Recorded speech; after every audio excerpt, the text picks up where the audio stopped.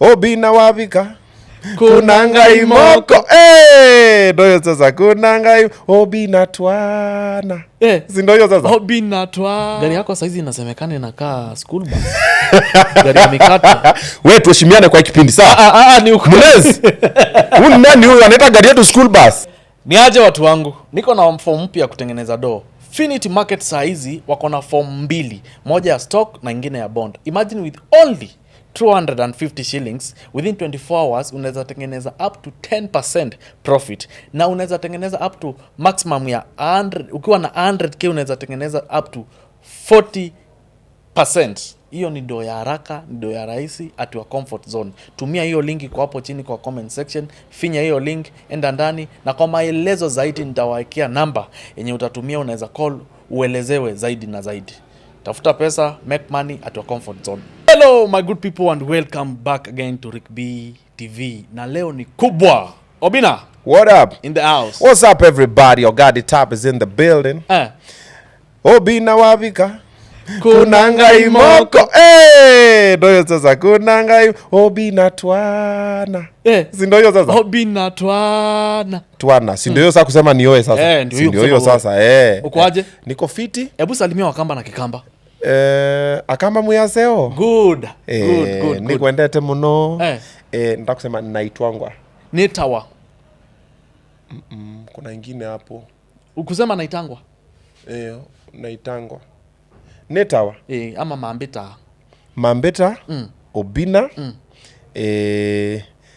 mitoto Mambeta Ogadi tap.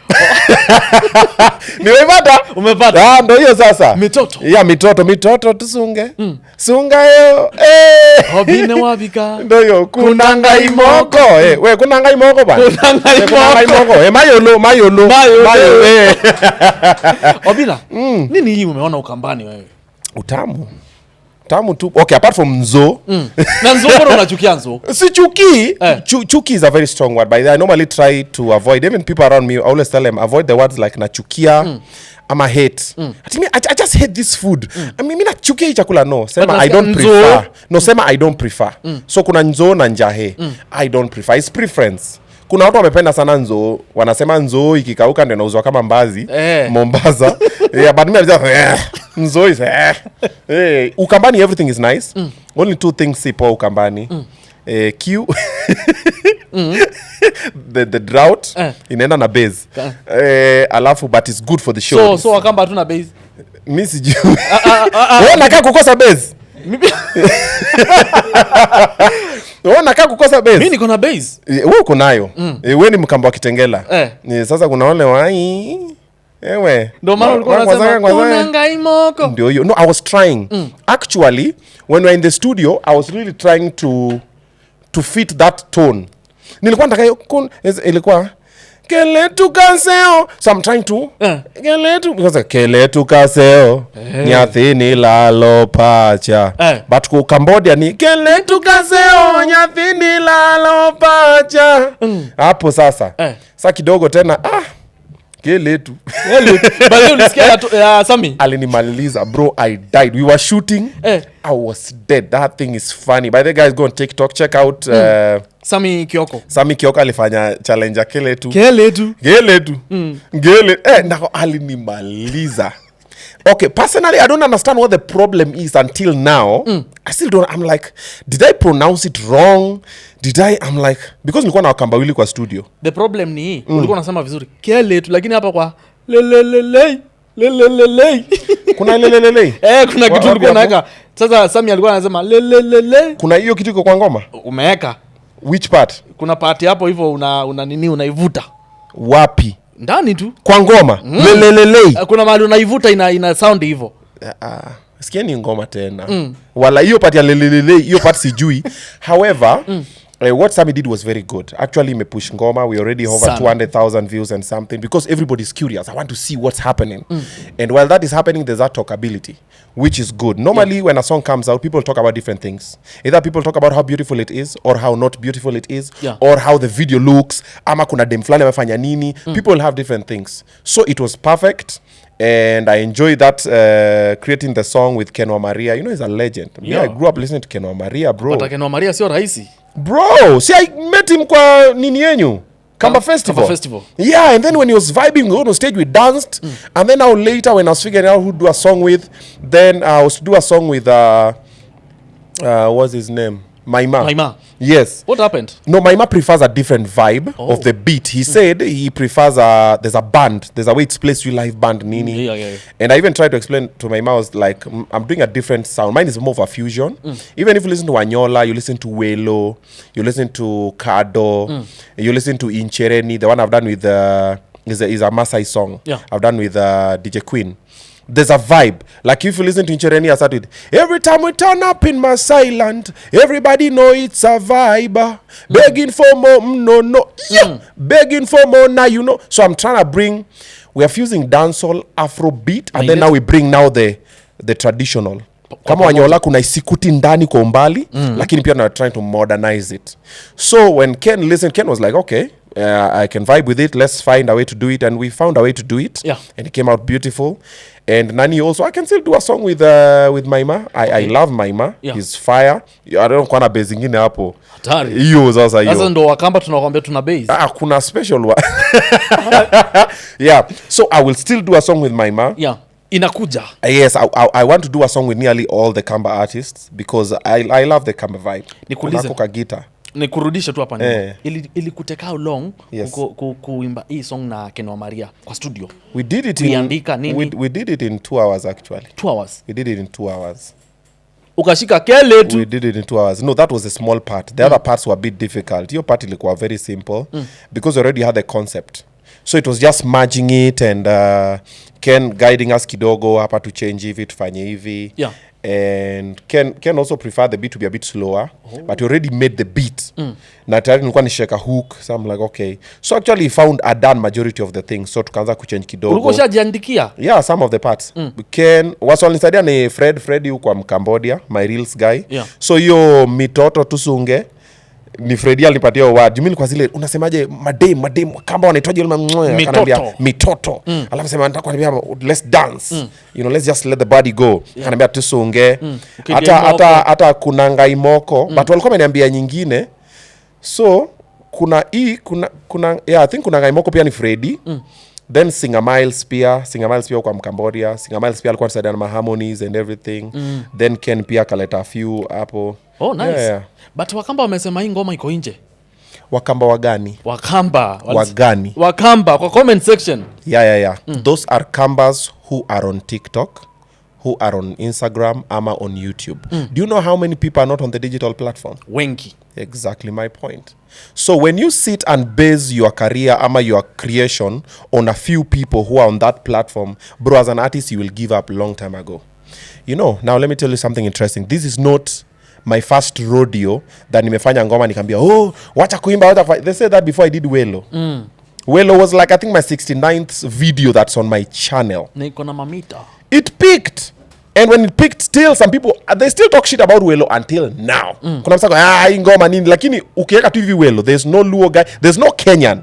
Wote. Mwenye nasema, nyati jana. Wanakujibu. I came for the Kamba Festival. I came, you saw. Niliona. Wanyola the same. Sasa nasema tu, mwana Wanyola, everybody, we. So what makes a hit song is this. Frequency of play. There's no rocket science about it. The more a song is played, the more you interact with a song, the more it sticks in your head. Even right now, people know Keletu, not because they've listened to it, but because they wanted, because alisikia kaongea vibaya kafanya nini, so they know. Even they know Obinna has a song now, a Kamba song, and that's the whole purpose. So wanaongea vibaya wakisikiza. Bro, that's what happens. Whether they talk good or they talk bad, it is called talkability. As an artist, you want to have talkability. Diamond, Platinums, most of the things we are doing, I'm not even creating them, is copy-paste. You can't reinvent the wheel. There's a lot of things Diamond Platinums has done that have happened in Nigeria and everywhere. Yeah. And people talk about it. Even the song for Simba Babalao. Simba, there's a song in Nigeria that sounds the same. Babalao. It's the same everything. Yeah. And many other songs. Even Mbosso, there's some songs he's done. Even most Kenyans. You can't reinvent the wheel. It's called, you sample. So apart from sampling the sound, you also sample the technique. Oh. You see what Diamond does with Zuchu? If that was Kenya right now, probably saizi angekuwa ametukana, because Kenya now has a lot of negative energy. Sure. Angekuwa ametukana na kila nini unatumia Zuchu vibaya nini, but they know what they are doing. Mara wameachana, mara sijui ameoana, mara sijui ni divorce, but you are talking. The same thing Harmonize is doing, the same thing Viva and Boy is doing. Like, for example, Lava Lava. The reason why Lava Lava is very talented. Sure. But a lot of people are not talking about Lava Lava so much because he does not have the talkability. Most artists don't get this. Okay, apart from singing, what else? What else? Ni kuimba tu peke yake. Why is Bahati being talked about? Vipindi mingi. Exactly. But now people look at Vipindi as a bad thing. It is not a bad thing when nobody's getting hurt. It's called showbiz. You bring the show, then you get the business. Bahati can stay over here without releasing a song and they'll still talk about Bahati. Sure. Because he knows what he's doing. And it's not that Bahati is the best singer in the 254. I know people that can sing, bro. There's a lady called Sage. There's a lady called Sanaipei Tande. Mkali. Bro, there's a kina Atemi. Bro, people sing. Kuna watu hapa nje bro wataimba. Tukieka ni combination ya kuimba hata Tanzania. Tukieka bro, Alikiba can sing better than Diamond. But Diamond has more money than Alikiba. Diamond has more talkability than Alikiba. Why? Because Diamond has mastered the trade. Now that's what happens with even music. So when you sit down and say, oh, you know, this group of people here that have said this thing is not giving this vibe, I'm going to listen to them. Bro, you'll give up on everything. And then also the release of Keletu, I think was a wrong timing. Because that time I was getting a lot of negative energy because I had a different situation as well online. I understand. So that whole group that had that situation online, they brought it here. So anything you do, Kenyans, this is the way Kenyans react. It's not what you say or what you do. It's who are you? Oh. Who's saying it? Like you see right now with the Manaman and everything. Yeah. Anything Babuino says is law. Why? Because Babuino is saying it. But remember a few months ago, Babuino alikuwa akiongea, alikuwa na kama anaanza kusema, usifanye tumesahau nini. I get it. Same thing happens like that in the industry. If people are talking well about you at a certain point and you say something, hata uimbe tu trash. Bro, we had a song called Taka Taka. Taka. It became a hit song. Bro, if you sit down and listen to that song, really? But what alikuwa, why? Because they were relating with it. Amesema wacha niweke ex wangu. We ni ex wangu na nini. Kuna ingoma Mr. Sid ametoa ya sijui nizongomoze. Ex wangu ana date muzongomoze. A lot of people are messing with the song because they're like, it's going to my ex. Nini. Nafilisha mtu. Inafilisha mse. When the song for the thing goes came and it became a hit song. Bro, really? Iyo song ukitoa Kenya bro utatukanwa mpaka ujihang. The thing goes pa. But it became a hit because it was coming with the wave and then your time. So it's not even about the detail. If you listen to it, there's a guy who did Opa Gangnam Style. That's the only thing he's saying in the song. Bro, the song has billions of views on YouTube. And that guy, I follow him, he's called Sai. He's selling out stadiums and arenas in South Korea. And he's big, but how he started. So sometimes people look at you and someone will project because what they are feeling at the moment. And like, hey bro, hiyo kitu haijaini sumbua hata forever. So hata watu wakisemaje iko sawa tena ndatoa ingine. Ngoma ingine? Ya Kikamba. Yes. Obinna. Nitoe na Kasolo, nitoe na Ndeke, nitoe na Stella Mengele, nitoe na Maima, nitoe na Kativoi mwene. Unatoa na Kativoi? Ndatoa. Ni organizing Kativoi ni mtafute tuinge studio. Kativoi versus Obinna. Ndatoa wote. What happens is this. All I just have to do is ask. You know the worst they will do is say no. Nikuuliza Kativoi, niaje bro tupige ngoma? Ataniambia hapana nini. Bro, will I die? Bro, nikitoka hapa naingia kwa range. Naenda kwangu. Na chill na watoi wangu. Biashara yangu inaendelea fiti. I will still sleep. Kesho tena naamka niko Bina show live. Tena natoa tena na mtu mwingine. Wewe ukisema no huyu atasema yes, huyu akisema no huyu atasema bro, me have been told so many no's.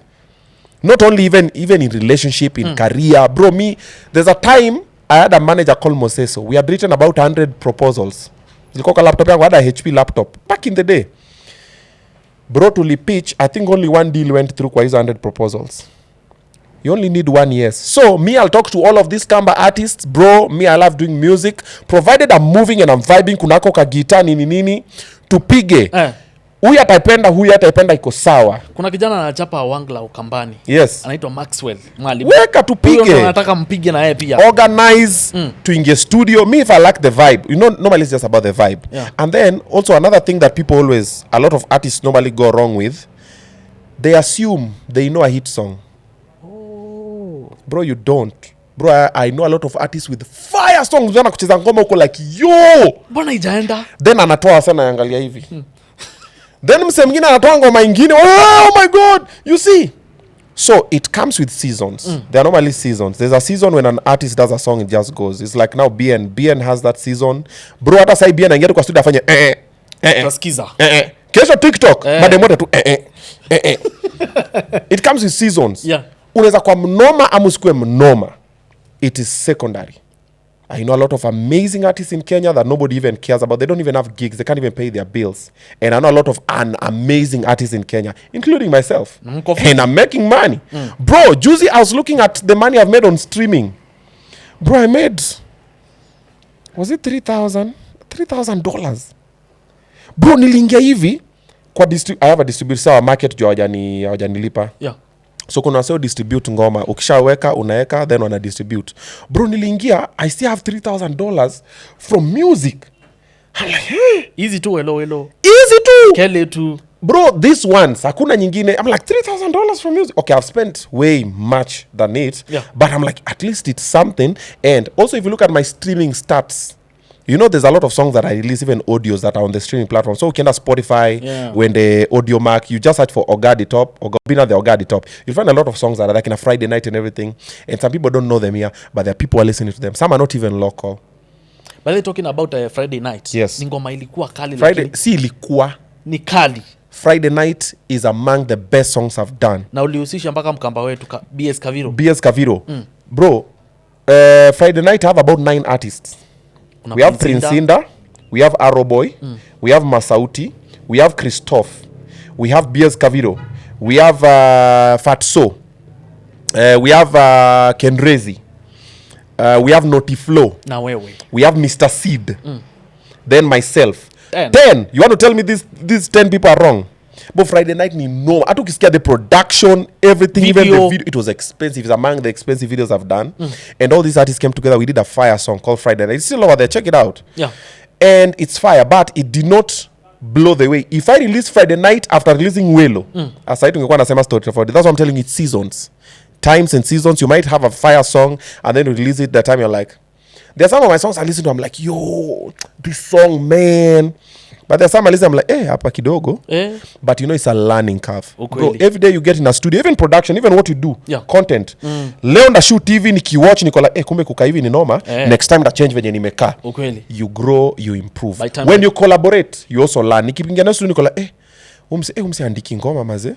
Amepiga line moja, then akeka line ingine. Okay, nini, you learn. That is what collaboration does. Then collaboration also introduces you to a new audience. Leo automatically for me coming here, mafans wa Ricky B na Ricky B TV watajua Obinna nani. Hata kuna wale nijua sema nani huyo? Nani huyo? Kwa kama unasemaje nani huyo? Uzuno wende. Uzuno wende. Ai. Mbona ameraka pia? Ni waba. Mbona amekana maana hiyo? Eta wata. Ai, hata let usu. Usu ni uji. Let usu anaruka. Ai, wanasema nini? Mbona anaongea kizungu mingi? Amia ni bulaizi. Akona ngoma na Malia. Hebu nisikize. Like that. So it does that. It introduces you to new ideas, new fan base. Then also business wise, it's normally good if you collaborate. We make more money when we are together, but most people don't understand it. Good. So it comes with seasons. So si wacha ikakusumbua ati unajua. Wakiongea wacha waongee. Yes. And then also you're saying the song is bad as who? My fans. No. I'm not talking about my fans. My fans is okay. But who are you? You are a music connoisseur. You are you God? Like, are you... I'm trying to find a way to explain it. Okay, who sits down and decides this one is tick, this one is not tick? Who gave you the merit? Only Adam was given the merit of naming animals. And was told, well, we need dogi, we need panya, we need whatever. We don't have that. What we do is perception. It's perception. If people assume when in fire, bro, to imbe takataka, umsana kwa mnoma, bro. Mimi nakuwa fan Obinna, Obinna kwa mnoma bro. Me I have fans like those ones. Kuna fan hata sema mimi ni Obinna bro atakupiga. Nini? Ogadi top. Achana Ogadi top. Then tena have people Ogadi top ako chini. Nini? Hata umwambie nini? Au msa ako chini. And you can't change, but that is life. That's the beauty of life. Sure. You can't have all yeses. If you have all yeses, you'll be doing mediocre shit. And if you also have all no's, watu watakuwa na nini? Ukweli. So we have to balance, which is good. I felt it is good. Ken Wamaria felt it is good. The producer felt it is good. Nayo. You don't like it, we'll do another one. Maybe you like that one. If you don't like that one, we'll do another one. I'll reach out to them. Yeah, I'll reach out to them. All of them. All of them. Na utanipea malist zao. Nakupea. Tuingie studio tupige bro. Wakama wanapenda kudance. Wakama na waluya. Mapeka. Wakama na magoti. Nikupepeta tu. Nikupepeta moto. Obinna. Yeah. Unapenda sana mademo Ukambani. Obinna unapenda sana mademo Ukambani. Mbona mademo Ukambani tu? Everything from Ukambani. Even the si ulisema unataka kuwa Ukambani. Yes. True. Yes. Hebu ongea watu wajue. Yeah, so I think I've had the people I've been in a relationship with, majority of them are Kamba ladies. I don't know. I end up liking someone. Uko na baby mama Kamba? Yes. Hata mwenye dem nimelike site tena ni Mkamba. Okay. Let me break it down for you. My first baby mama is Kamba. Okay. Ni half Mkao, half Mluya. Wow. Second ni Mkikuyu. My third baby mama is Kamba. My fourth baby mama is Luya. My fifth baby mama is Kamba. Sixth baby mama is Kamba. Obinna. 7 Kamba. Wasaba. I'm messing with you. However, mi sana nikiona nikikaa kwa nyumba na mtu akikama si Mkamba ni Mcambodia. Akiwalai. I don't know, bro. Somehow I just attract Kamba shorties. When I'm trying to be serious with someone, ni Mkamba. I don't know why. It just happens. Tumanengia Obinna jao. Hata mimi sijui wamenifanya nini, wamengologa. Hai? Ewe. But Kamba ladies are very... I think what tunapelekana, it's not even about the curvaceous ama the body. It's normally about the vibe. The body is normally the first thing you see. But you know, men are visual beings. Utaona mse ndio, but utakanae chini hivi uko la vibe haiwezi.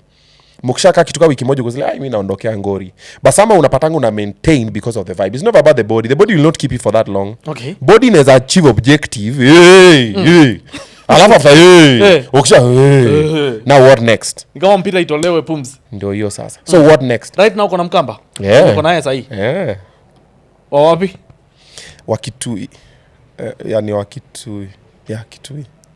Na unataka sasa Mkamba mwingine? Si of course.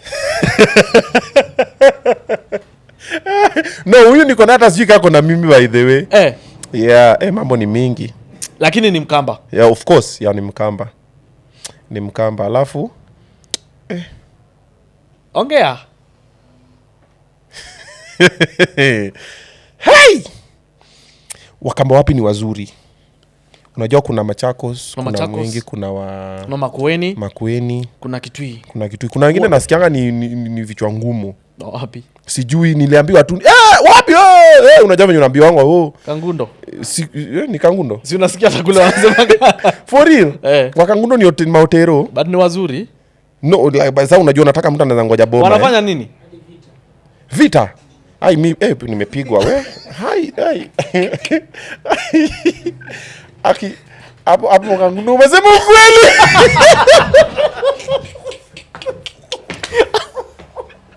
Ujaipata Kangundo. Wacha tu nisi mention things because nafufua vitu. Lakini hapo unaona hiyo Kangundo road. Tala.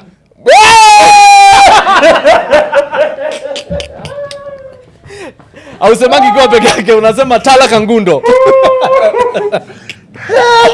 Guy, aki ni ukweli. Tala Kangundo. Yo. What happened? That is true. No, I don't want to talk about it because ni story ya Peter. But kilikuramba.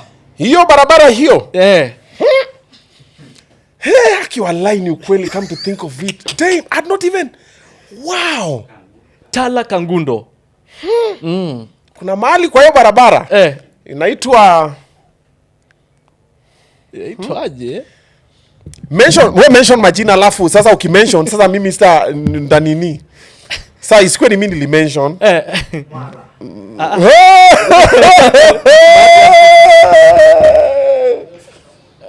Sasa unaona mwala? Na nguluni.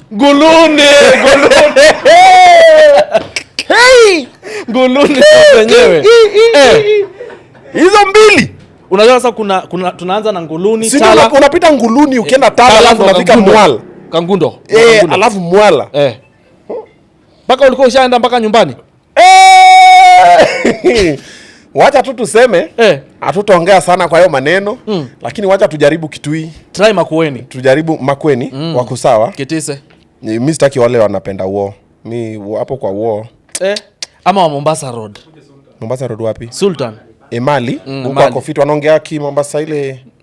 Alafu utajionea. Utajionea unajua you want someone who knows how to express issues, because you know relationship automatically inakuwa na ups and downs. Yeah, of course. So when you have ups and downs, there are better ways of solving them that not resulting to violence.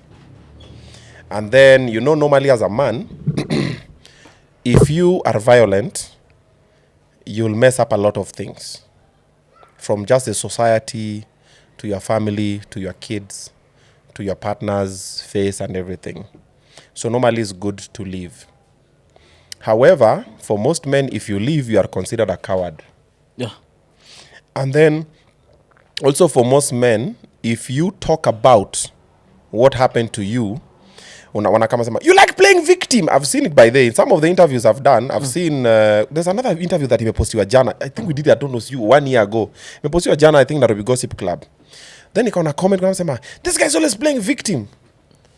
I was like, it's because you want me to be the perpetrator, but I am not, and it hurts you. Sure. You know, people are used to the society set up that men are normally the abusers. So when men take the abuse and they talk about it, it is normally changed. Oh, you're playing victim. Kwenda nini. That is why most men even never talk. Wananyamaza tu. The truth, scientifically, actually statistics, World Health Organization, the highest number of suicide is men, over 75%. Bro, numbers don't lie.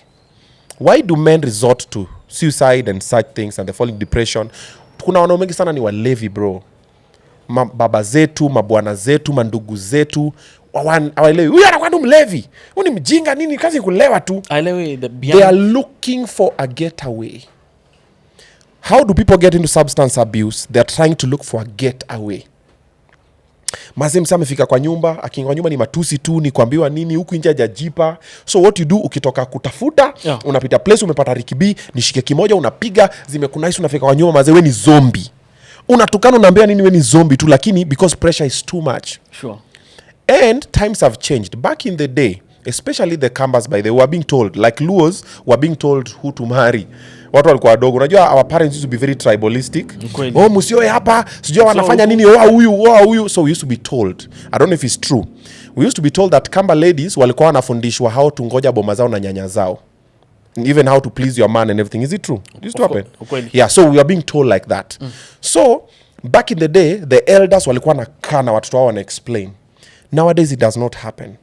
Like even if I look at my parents, there's no day I ever sat down with them and they told me how to be a good husband or be a good dad.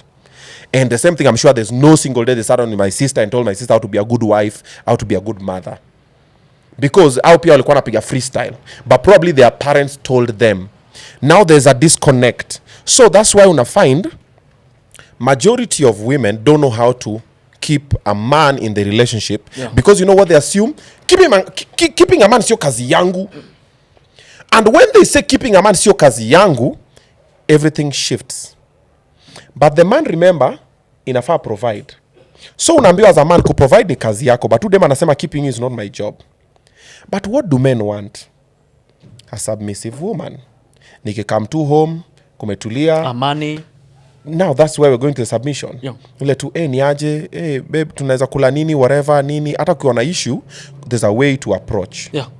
Sometimes someone will talk to a man about an issue, but utapata mse ame revolt because vibe ya place ametoka nayo. It has nothing to do with you. Yeah.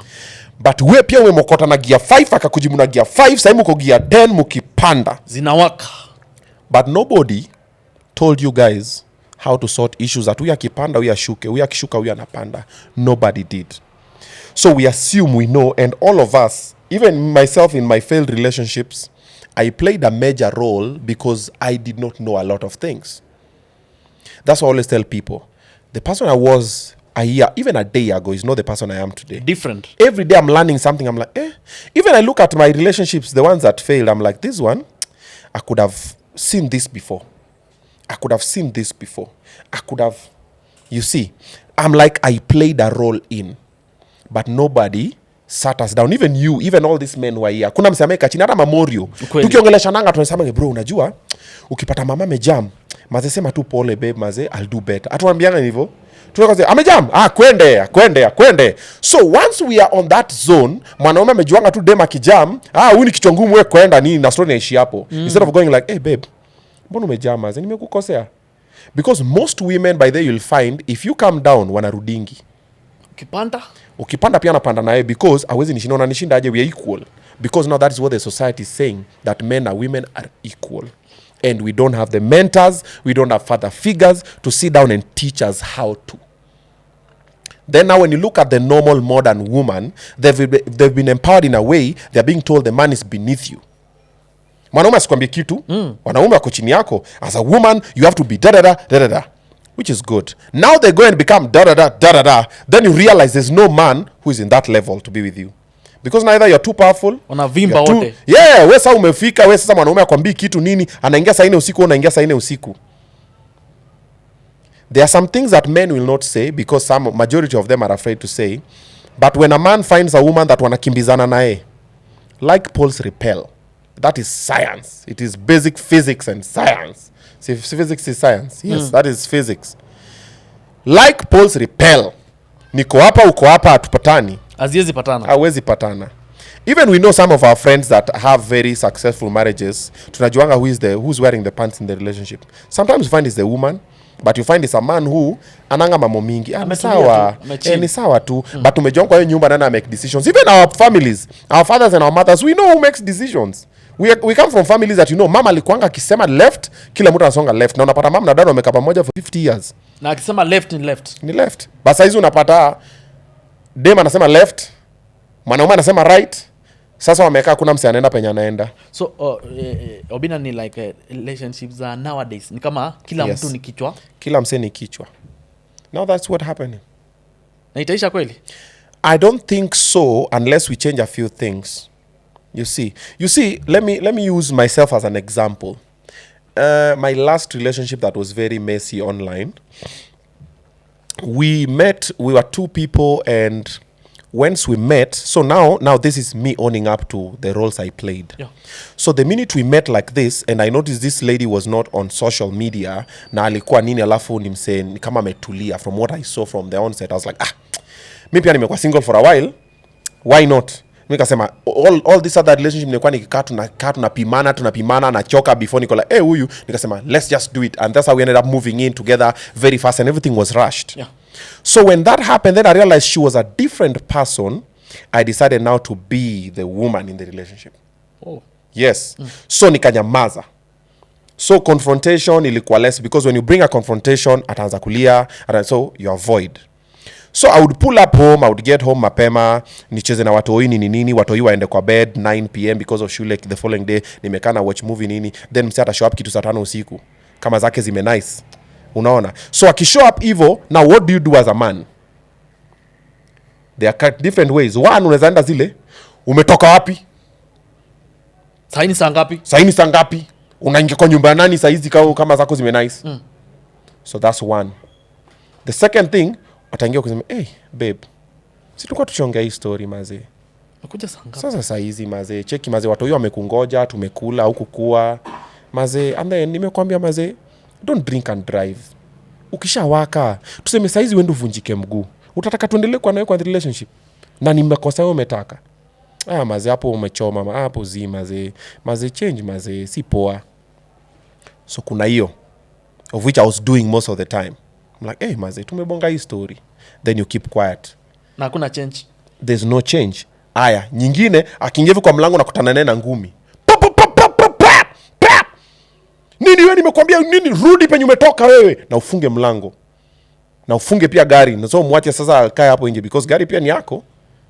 So mwache alala hapo nje alie kwa majirani, kesho kesi ikue ni nini. Then but you know whether uattack ile ya kwanza, umetoka wapi, ya pili utulie, ya tatu ya mangumi na whatever, kama mtu anataka kuchange, atachange mwenyewe. Kama ataki, so you keep quiet for a while, you're like, hey, I change kidogo, you try talk again, you bring a third party, of which I did. You bring a third party, you sit down, hey, your daughter is, why are we having this conversation? So to you, ulikuwa ready kusettle kabisa. See, I'm telling you, me I was tired of bro, nilikuwa nimekuwa soko for a while, nikamit mse, I'm like, yuko social media, nini whatever. I'm like, from what it seems ni mse mfiti. Then ukatulia. But now later you realize that actually I was an enabler. Now that is what happened with myself. Because the first time uliignore, mara pili ukaignore, mara tatu ukakua when ule msem soft maze, you try nini, and then ikafika point say you become numb, so you just keep quiet. So hata kujeo time atafika tu nile afike. Unajua by the way, when most people are intoxicated wanajifanyanga wajui cha inafanyika, ama kuna wengine wajuangi. So msaki kama zime nice, and then you know most ladies times zime nice wanakuanga ovulation iko huko. Akuje whatever nini, so mzana kama kukiza na nukapombe, hey, brush your teeth maze nini whatever. But sasa unaona vibe joto nini. So kwake itakuwa iko normal, lakini sasa pia umetulia, umeshachoka tu zile, uko like, man, I need to leave. So unaanza kutafuta exit strategy. Sure. And then as a man again, kama niko kwa hii hauna dem na tumeishi naye na nitoke na hizi vitu, oh, umemfanya vibaya, unatokaje na kila kitu, ukiwacha tena bro, unawachaje vitu zako wewe ni fala wewe, unawachaje nini. So people wanakuanga haraka kujudge. That's what happens all the time, and as a man normally you are guilty until proven innocent. So you find if anything happens even to other people, tumeona for the last 2-3 weeks social media imekuwa ma couples zinakosana nani expose nani. Normally when the lady talks, either unge kwanza ama unge after, automatically mwanaume anakuanga titit, wake up kwanza mpaka to prove. Then wakiprove mwanaume aka innocent, watu wana mind business zao, like ako innocent, so tufanye so okay, so utashinda ukiannounce, utashinda kama tuambia. So that's what happens. So you find every situation that happens, there's normally the perpetrator and the victim, but most of the time you find the victim plays an important role in that part. Okay. For whatever reason. People normally they have their excuses and they have their reasons, the why you stay, why you take whatever. And then kukipita after, when something happens, now is when now people want to chip in with ideas and concepts. Okay. But the main thing that we lack, guidance and mentorship. The people who are in working marriages are very few. Majority are pretending. Wale wengine wote wanajifanya. Bro, out of 10 marriages that you see that are okay, 9 of them are pretending. Hawako sawa. You can take that to the bank. Bro, how many married men do we roll with and we sit na nakwambia, mimi ile nyumba guy, sitaki hata kurudi kwa nyumba maze, but ukiona online, my birthday, my baby just did nini. So most out of 10, bro, any other person who's watching this interview, if you're in a relationship, bro, kakwa relationship yako, wacha kucompare na any other relationship. Utaumia. Ati unaka, mbona unifanyi sijui nini, huyu anamfanyia hivi, huyu nini. Bro, 9 out of 10 marriages that are happy, 9 are suffering. Only 1 is legitimate. Ile unaona tu hii yenyewe, hawa wamefana, wanapendana, wanaheshimiana, wanatitiana fiti. Most relationships kamera ikizimwa, behind the scene, mi shoot nao, mi interview wengine wao, chill nao hapo. Naona kama, you know, another main issue that I've had for a while with the relationship, I want my wife to be my best friend. Mi nataka wife yangu akue ni murio wangu, man, my G. La kamera zikitoka, babe, uliona ile nini. Yani tuna vibe, amekama amenikalia. Me by the way, my love language is touch, words of affirmation and gifting. Okay, so mi ukiwa mtu wangu kukwambia nimekupenda, kukuspoil my gifts nini mi hizo mi upiga, kukushikashika, nimekaa nimeshika mguu yako na kumasaji mguu, mkono yako ni when I'm driving, me I'm always like that, and I would prefer a similar person, you see. However, kuna watu wenye zao ziko different. Kuna mtu unapata love language yake ni taking. Sasa yako ni gifting, yake ni taking. Umekana mtu wako bala, umemnunia magift kama 10. Gani wewe? And gift does not mean anything expensive. Can be a flower bouquet ya 1000, can be a rose, can be a nail cutter, can be a miwani, whatever, can be airtime, can be pizza, can be lunch date, whatever it is, can be a thong, lingerie. Yeah, umesa, hey babe, nimecheki lingerie, hebu piga nicheki. Hey, okay. You see. So you find most people in the relationships, they are not friends. Most relationships ni biashara. Wanaishi tu. Yeah, udema amekapa because ana mali pa kuenda. Akipata mali pa kuenda na kuacha immediately. We. Na umori amekana hapa because amambiwa kwa anazeeka atafute bibi. Kuna mwingine amambiwa atafute mtoto. Kuna mwingine amambiwa we sasa ndio kutupatie role kwa kanisa, lazima ukue umeoa. So ameoa ndio apatie role kwa kanisa ama kwa ofisi, ama miaka imesonga, ama kuna wale walikuwa wameona miaka imesonga kidogo, acha tu tusonge in. Wacha tusonge. Personally, I don't want that. Me, I want a friend before any other thing. Mi nataka nikae nikiongea hivi, unakaa hivi unaniangalia hivi, uko like me, like my kids know me. Wananiangalia hivi wanasema kwanza ada. Dad, nini mbaya? I'm like no, hakuna kitu mbaya. Hata kama kuna kitu mbaya, but ada ananisoma nikatu hivi, dad, nini mbaya?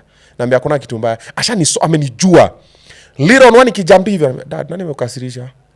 They just know, they can just tell from my face. But sasa wewe umengedhia tu. Umekaa hapo, umenishika, nimejam lakini bado ushikanishi nimejam, wewe uko tu hapo tu. Umekaa unanigidigidi. Mimi nakuangalia hivi. Sema babe usicheke. So kwani ucheki? Mimi nakuangalia hivi. In my head I'm like, what the hell is wrong with you? You can't read the room. Yeah, there's time for everything. Mwingine umekaa na mood mbaya, umetoka biashara backfire. Yes, I know sasa nataka fire. Kwaje wewe? Read the room. Yeah, the same way also you need to read the room for your person. Unajuanga huyu nikifanya hivi atafurahia sana, like you know your person. Me, I want a best friend. Before marriage is even secondary. Yeah. You know, but that can happen, but you have to be my friend. Wacha nikuwe nikitoka hivi shughuli, mimi nataka nifike home. Mimi watoi wangu wanakuwa mambo. Mimi namaliza shughuli nasema mimi naenda mtaani. Nini nakaa kwa bani kifanya? Nakaa nje nikifanya? Mimi nafika mtaani nimechill na watoi wangu, tutakaa hapo tupige story, afika 9 pm wanaenda kwa bed. Sasa hiyo ndio sana nafikiria sasa ilifanya nini mahali ndaenda after 9 pm. Nishamaliza na watoi. Lakini nimekatu nje mzana kuzungusha tu, because hataki kwenda kwake. Sababu anakuzungusha tu anakuzungusha. No, mimi nataka msele. Babe unakamsa na kamsa hizi. Unaambia bro tukule hapa nini, kuna nini hapa Kitengela? Akamwambia no. Mama amepika ka fish ray maze. Acha nipige ile fish ray. Our friend who was such a wife hata watu kikula ataonja tu kidogo. Naambia kwa nini? Maze. Mama amenini, mama ameniset maze. Acha nipige ile. I'm like man, I want that. Yeah. Bro, you feel like you want to go home. Ukitaka kutoka mazee akona hapo kwa gari anakuhug, you know, babe bye. Ukitoka hivi amekutext ka kitu fulani hapo, you know, have a nice day nini whatever. Sometimes you have a bad day, asha kutext, I know you're having a long day, you're trying to make this work, don't worry, hang in there, because you know in our lifetime wanaume wana go through a lot of pressures from society that by the time your family inaongezeka bro unakuanga sometime umefika level ingine. So imagine society shakutandika kwa nyumba bado unaambiwa wewe ni mwanaume useless. Wewe ni mwanaume inaipi wewe? Ni mwanaume gani wewe? Baby yani birthday yangu imekuja hawezi nipeleka Diani. Na nani alikuwa huko? Bro asha drop you online. Wewe sasa hiyo hata ujuta tu wapi rent ya hiyo month. Yasha kwambia venye nataka kwenda Diani. Alafu umekaa. And then you know women are emotional beings. They reason most of the time from emotions. Yeah. Yameona akienda Diani atafurahi, mabeshte wake wale wampendi online watasikia vibaya, atakuwa nini. Tawafilisha. But logically your finances cannot take you guys to Diani. Itawapeleka wapi? Kuna hiyo hotel inakuwa hapa Mombasa Road. Ile before Vikile Junction. Hapana. Si Mombasa Road hapa. Huko Mombasa Road huko kwa msituni. Si Kinga. Kuna nyingine inakuwa hapo inakuwa famous. Wanafanya kama resort. Nimesahau jina yake. So budget yako inafika hapo. But yeah, only, babe, me, I want to take me to Champagne Ridge. Bro, Champagne Ridge, you have to book like about a couple of months before. It is an exclusive nini. And yet, tukienda tutafeel poa. Lakini do, haifanyi hivyo. Ukweli. Wewe mashina tu unapeleka gari yako garage. Utuoni? But hii gari ndio inatafuta hiyo. So, most ladies are emotional and men are logical. Na wazi nagongana. If you don't know how to bring your logic into her emotions, zitaumizana. Kwisha. As a man, it is your work to find a way to get logic into our emotions. Unajua babe, nimejua nataka kwenda Diani, itakuwa noma, itabamba.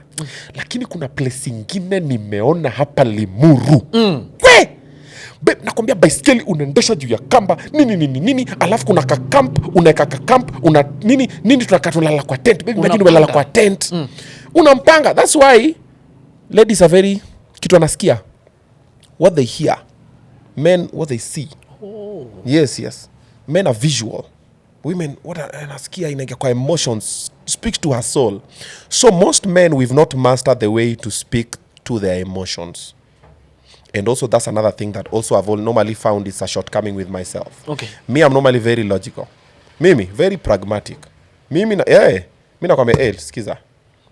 This month, there's no holiday because this money is going here, this one is going there. Yes.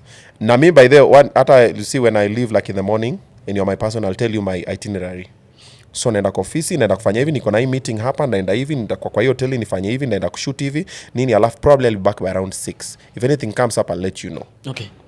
Na wewe? Anakuambia. Sasa, let me give you an example. So, Ilete.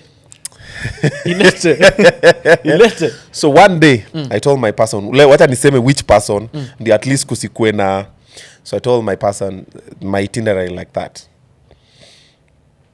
Nawe akanambia yake, akanambia mimi naenda place fulani hivi, then by saa 5 ndakuwa nimemaliza, then narudi to home. Nikamwambia unarudi home, and then so kifika time ya kuchukua mtoi shule, ndachukua mtoi shule kitu saa 9 hivi nini, alafu I'm like okay cool. Saa 5 usiku Morio hajafika kwa keja. Na alisema saa 5 mchana. So me being a logical being, I'm like, hey, you told me 11 utakuwa hapa, ulikuwa na meeting moja airport, then utakuwa hapa, then hii time utakuwa umefika place fulani, na mimi nikakwambia hivi. Na saizi actually when this thing was happening we in Eldoret, so I think one of the toys had called and I was like, siwambia mama yuko. I'm like, oh okay. So I start finding out. So naza kwambia, oh you know, I went here, then my friend told me we go here, then we went there, then we went and I'm like, you could have just told me mapema. We've been talking. Like you could have just told me, hey babe, something has come up, I'm going this way. Wewe ni mtu mkubwa, kwani mimi nakuchunga, wewe fanya mambo yako. Lakini niambie tu ni aje, naenda hivi. But umeavoid hii time yote kuniambia hii na hii imefanyika. Mimi nikuja kukuuliza. Then saizi uko social house, unafanya nini social house? Oh, I just passed by kidogo, you know. So niambie kama mwanaume, how do you react from there? Ni mbaya. So what you do, what I did, unarusha mkono. Wewe fanya venye utafanya maze. Then mimi nanyamaza. But now you know when you do that you are an enabler. Why? Because sasa unajua anazoea kwa zile za huyu atanyamaza tu, hakuna kitu atadu, atafanya atanyamaza nini. So that's what happens with. Inakuwa mtindo. So once you are logical, you have to find a way to communicate through her emotions. Because sometimes they don't take logic as is. I'm not saying all of them, majority. They're very emotional. And also not all men are logical. Some are also emotional. But now you have to strike a balance between emotions and logic, and then I make it make sense. Wow. Yeah, it's complicated. But relationships is not white and black. Ziko na shida. Unaonanga tu watu wanasema, "We si uolewe." We Obinna tuana. Kele tukazeo. Dem ni mrembo ndio, lakini tabia. Try wa makueni sasa. Yeah, so unaweza pata And then now you know also by the way, another thing that I also need to put out there for all the other Gen Zs who are coming out. Yeah. Wife material is an individual thing. Even husband material is an individual thing. Nowadays is no longer at Wakama ndio ma wife material. Hakuna. Waluya ndio wife material, Wakisii, Wakikuyu. No. bro, utapata Mkikuyu mfiti, utapata Mkale fulani fine, utapata Mjaka mwingine hapo, utapata Mkisi, utapata Mnani, Mkamba, any. The same as men. You will find a Luo man mwenye si malaya. Unajua anasema Wajaluo hazitosheka. yeah, watosheki. No, it's not like that. It's normally just about the resources.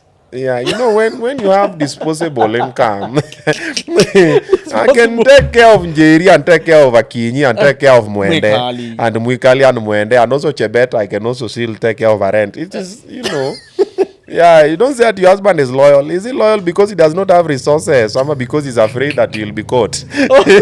And then also, you know, Luos, bwana, watu wanangoa reli bwana. Sisi hatuogopi kuwa confronted. Atumenipata nina.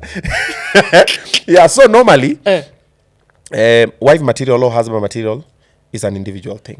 Sio mambo ati kule kwa ile jamii. No, back in the day it was like that because of how people are being groomed. But right now? Right now, bro, utapata tu mtu mwenye amelelewa. By the way, majority of watu wamelelewa na both parents in their life wanakuwa wazuri sana. From the female side, upate is a lady and the dad was in the picture and the mom was in the picture all through. Majority of them are very good. Ukipata mtu sana sana merezewa na single mother ama single father inakuanga beat. Yeah, because now you see, like for example myself, when I look at my kids, there are some parts that they might not get, like the mother's attention. They can't get the mother's love from a distance. Maybe anaona once in a while nini, but the mother's attention. So you find as a girl, they will know so much how to deal with men because they deal with their father every day. So atakuwa zile dad anabehavingi hivi nini, but now they'll not know so much how to be a girl. You see, like my girls, I don't even know, do they have dresses? I think they have like 2-3 dresses which they rarely wear because mimi preference yangu si dress. Na kuzile watavaa ni dad tukwaje nikufiti. Msema mena amepiga ile kwa fashion ya baggy clothes. Dad nakaje nikufiti because mimi hiyo ndo iko sawa. I'm like uko fiti. Dad t-shirt nini uko fiti. Sometimes wakivaa tumbo cut niko zile tumbo cut mom. But now you know they are girls. Yeah. And they want tumbo cut, they want to do a kabuti short nini. Mimi niko zile tuko hapa mom, come on. Can you wear something decent whatever? But now you know that is what I'm seeing as a father. Yeah. But now as a mother, if now we are in the same house, now they will find the fine the balance between being feminine and being manly. You see, now that part, now I might now want to have a friend who helps me a lot. She hangs out with them, is a lady. Yeah. Ananisaidianga sana na hizo issues ama girls, especially Brianna, because Brianna already started experiencing her periods, and there's some things she can't tell me, which also she feels, dad, you, which is understandable. Now she needs to tell someone. Yeah. So if the mother is far, she needs to have a mother figure that she talks with. Like now Robert's wife, my manager, Robert's wife is like a mother figure to them. This girl talk, dad, girl talk. I'm like, it's fine. Yeah. And they know they can confide in her and everything, you know. But now, sasa you're the present mother. Ndio sona patanga kuna disconnect. So kipata sana dem amereziwa na dad na mom na walikuwa sawa. Yeah. Na mom alikuwa respectful to dad and dad was loving to mom. Yeah. Wanakuwa best because they know how to keep her. Most of the people out here are just trying. They never saw a family unit. Mamake alikuwa single mother. Na anytime alikuwa anasikia mamake angeoja babake alikuwa anaongea vitu mbaya. Babako ni failure, babako ni mjinga, babako ni malaya, babako ni mwizi, babako alitutupa, babako ni hivi.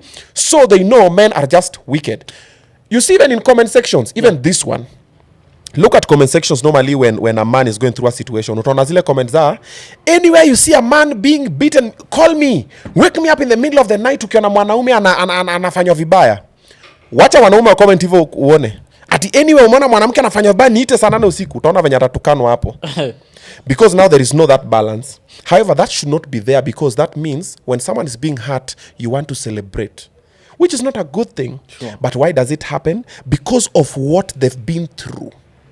So it's called projection. They project. Aliona babake akitesa mama yake, so amejua mababa wote wanakuanga ni wajinga, ni wa violent, ni whatever. Yeah. Aliona boyfriend yake akimfanya hivyo, so amejua boyfriend whatever. Yeah. Aliona baby daddy wake akimfanya hivi. That's why normally even myself, if I have issue with my baby mamas and whatever, and anything goes out there, automatically any woman was a baby daddy and the baby daddy was evil. Kwenda wa baby daddy mwajua, wewe umekumezana wa mama watatu na hujakata na mmoja, you are the problem. Why? Because they've had a baby daddy who was the problem. So they assume Everyone. I am like their baby daddy. But you don't know, we normally have special. The same way, utaona dem wamepigana ama amepigwa na chali yake. Na automatically even us to bro ni nini wewe? But baada ukikaa chini, unapata dem ndiye alikuwa anapiga chali, hata chali alikuwa anajidefend. We have a mutual friend, let me not mention his name because your story lishapita. Wife yake alikuwa anajilock kwa toilet. Anapigia mamake, anaanza kupiga nduru. Ananiua. Na nagonga kama vitu. Sasa mama boys anapiga boys, anambia nini wewe? Huyu dem alikuwa anajigonga maka blaka yanaenda polisi. And many more and many more. Sure. But when that story comes out, automatically all men are evil, this man is evil, nini, because now majority of. Wameona? So people project. The same way, bro, we have baby mamas who are beautiful. Me have baby mama friends that I know wananibembelezanga wananiambia Obinna, so ungenao beshte yako akuja one mtoto wake uoye. There is one, he's a celebrity. The baby mama alikuwa anamtumia do akuja one mtoto wake. Baby mama? Yes. Mpaka kuna siku baby mama akafanya event, akaninvite anilete watoi wangu. Nikapeleka watoi wangu. Akanambia Obinna ndakuwekea fuel, akienda umchukue umlete pia yetu akue hapo. I sent the guy the money, akachukua cab, akakuja, akaona mtoto wake, na tena akitoka tena akambia bro maze naenda aje nini, nikamtumia because I'm missing it kwa baby mama, nimwambia ni aje nipatie. But the baby mama is begging the guy to be in the life of the child. Na msetu wataki. But now you know what will happen is sita kwa zile umse ataki kwani shida ni nini, umse wewe kwenda nini whatever. But now you don't know the reason why. Kwa nini ataki? Yeah, the same way we have baby mamas who are being begged to see their children. And they don't want. Si mimi mzalia nikamwachia mimi nimemove na maisha yangu nini? Wacha kunisumbua wewe ya mtoto. It cuts across. It's never just one side. But when you talk about it, people want to say child is better off raised with the baby mama than the baby daddy. You have baby daddies who are doing beautiful work with their children. Unaangalia baby daddy venye ana raise mtoto, unaangalia baby mama uko like wacha kae na babaki. But hata ukienda kwa court of law saizi automatically mtoto anapatiwa mama kwanza. Direct. Na sasa hiyo mama unapata ni mlevi, ni violent, ni kushout, ni kutesa mtoto, ni nini. Baba hata na story. Na ukiuliza watoto utasema na want to stay with our dad. But because are not listening. Why? Because the way we've been conditioned. So sometimes things that happen online, most of the time people just project what they've been through, what they've seen. And then they put everybody in one box and they assume everybody is like this. Which majority of the time is not the case. We have a lot of people who are going through situations because of no, so wacha hata kupenda kwao. Inaitwa stereotype. You get stereotype mpaka unaingia kwa kona mpaka unasema wacha basi kae. The same way you see, I always tell most men, ukiwa na mtoi, majority of men did not even plan for the toys they have, including myself. But when the kids come, si makosa ya mtoto, will you enjoy? Bro, the minute you have unprotected sex, there's normally an outcome. You can get diseases or you can get a child. Yeah. If you don't get diseases, you're lucky. You've gotten a child. And if you get a disease, pray you get a disease that is curable. Okay? Yeah. When you get a child, you have to be in that child's life. It's normally not easy because the minute you and the person you've born the child with is not in the picture, your relationship is not relationshiping anymore, things will happen. And as a man, bro, it's not gonna be easy. But try your best and be there. Sure. However, majority of women are not making it easy. No. Msee anatuma do ya mtoi nini, but haruhusiwi aone mtoi wake.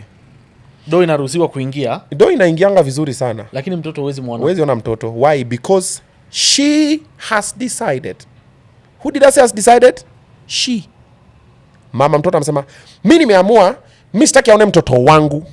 So ni yeye ameamua. It's not even about the child. And you find the man is not even at a violent man. Ni venye tu hao walikosana, but baba anataka kuona mtoto, but ameambiwa huwezi ona mtoto. Wengine hata wanalitaka mpaka parents wao wanaingia kwa the mix. Parents wao wanakutukana, wanakublock, hata wanaishi na mtoto wako, huwezi ona mtoto wako. So what do men do in that case?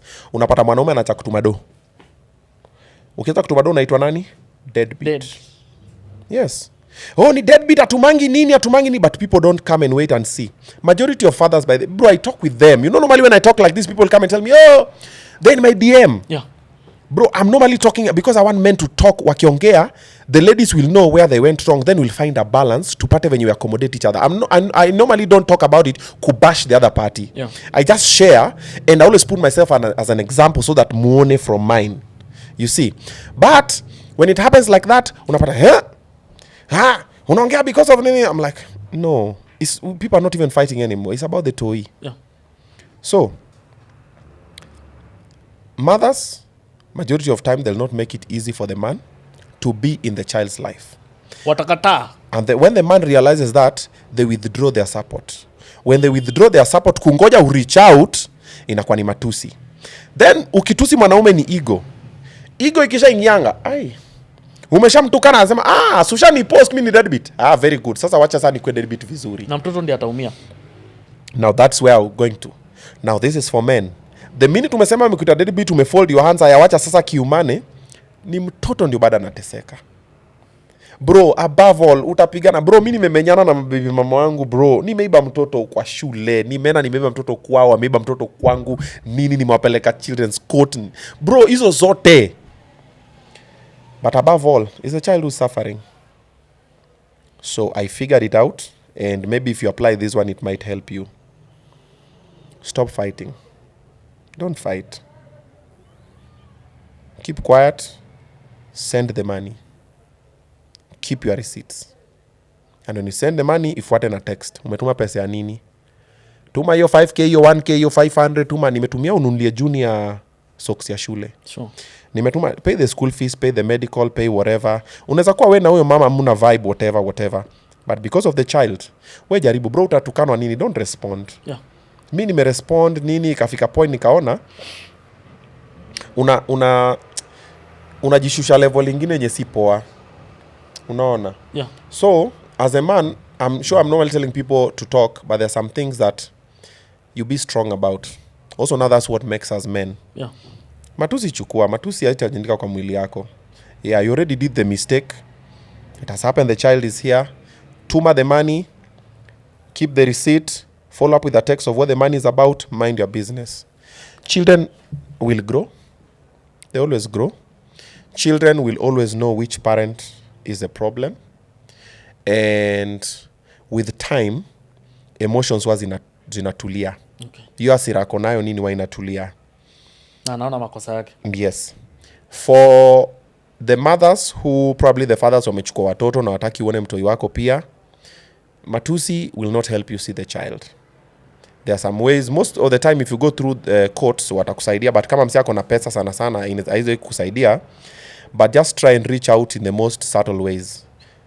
Through your parents, through your friends wale wenye at least anaheshimu, through his friends. Just try and reach out. And once you're given the part to see the toy, just play your role. Unapata kuna ule amekaa mko na mtoto, then tena ametoka tena mbio tena na mtoto. Na sasa anatoka mbio na mtoto, me it has happened to me before. Mimi naishi kwa 3 bedroom, yeye anaishi kwa nyumba mabati 1 room. Hawana hata furniture, wanalala kwa floor. Na sasa hiyo ameolewa na mse mwingine. Hata hawana, by the way nilicheck walikuwa na stove. So na kuna watu wengine wawili. So if you look at the dynamics, the child is better off staying with me, then unakam kumuona ama namleta umuone. No, other than wewe kuama na yeye akae kwa hii environment, aende kwa shule mbaya, akae kwa nyumba mbaya just because of ego. Na angesoma. And that happens a lot. Yes. Unacheki either ni mi usema me if any of my baby mamas wafike pale mbele bro afungukiwe. Bro mimi ndakubega uchukue mtoi. Akimchukua ishi na wewe. I enjoy your life. Wacha mtoi ishi na wewe Karen. Wacha mtoi ishi na wewe Maju. Mtoi kwanza amna dad what's wrong like yo that's my baby. Yeah. Kwa nini ni kwa mena mtoi kwa 1 bedroom yangu na unaishi kwa mansion? Kweli. Provided too your partner is not abusive to the toys and you are not abusive nini. Then unaweza ona mtoi you have access to the toy. And most children by they'll thrive and grow better when both parents are involved. Me see my kids, I stay with them. Some ni Mungu alinipigania. Kuna wale nilijipigania, kuna zingine Mungu alinipigania nikaenda kukaa nao, which is a good thing. However, they talk to their mothers when they want. However they want. They have their phones. I don't limit. Hata venye wana chat nini. Mimi naona hata venye nimeseviwa. Mimi nimeseviwa gadi top. Unajua mama ameseviwaje? love of my life. Na wewe ugade top. Ugade top maze. And I'm paying the goddamn bills, man. Nenda na gani kwa kichwa mtoto mmoja siku moja. Wewe change. Andika my lovely father. No, but now you know, normally is how people vibe. Yeah. And I don't see it as a good thing when you stop your partner, your co-parent from accessing the child. Provided too they are not abusive to the child. You know what I'm saying? But alinitukana. No, huyo ni wewe. Yeah, it has nothing to do with the child. Sure. Yeah, mtoi inakuwa. And then also just as parents, let's just stop saying negative things about the other parent. It does not change anything. Mimi nikikuwa na mtoi nimeshinda namwambia vitu mbaya juu ya mamake. Kwani unafikiria aoni? Ukweli. Wanaona. Mimi wangu bonga. Hata mimi nikichoma naambia dada hapa kidogo. Dada hapa yeah. And that's how I want them to be. I want them to be very free to express themselves. So let's stop telling our kids negative things about their parents, because you find even right now there are some here who don't even talk to their fathers because of what they are told with their mothers about their fathers. And some don't talk to their mothers because of what they're told about their mothers with their fathers. But when you sit down ufanye research yako napata ulifanya tu kunini, watu walikuwa wanajitetea, babako alikuwa anajitetea, mamako alikuwa anajitetea, but ukigrow up you know which parent has a problem. Sure. So let's try and just find a balance. Tupunguze tu hasira, tuko na watoto kulea. I support a lot of kids in the orphanages, bro. I've adopted a lot of kids. Bana kuna video nimetumiwa na Timo. Let me play the audio. Ni video, but I'm gonna play it. Ametumia jana. Okay. Utasikia tu audio. Bana umse, let me put in context. Umse bana anapiga mtoto ati because mamake sijui ameenda sijui kufanya nini. Wacha nikuchezee. Uko nayo video? Mazeni nilitumiwa jana bro, nikacheki. Bro, I was so angry. I'm like, man, mbona si mtoto amekufanya. Unaona hiyo video? Acha nikuchezee ucheki. Timo ndo anatumia. Sikia. So cheki. Unajua kwenye mama yako hapo. Unajua kwenye mama yako hapo. Unajua.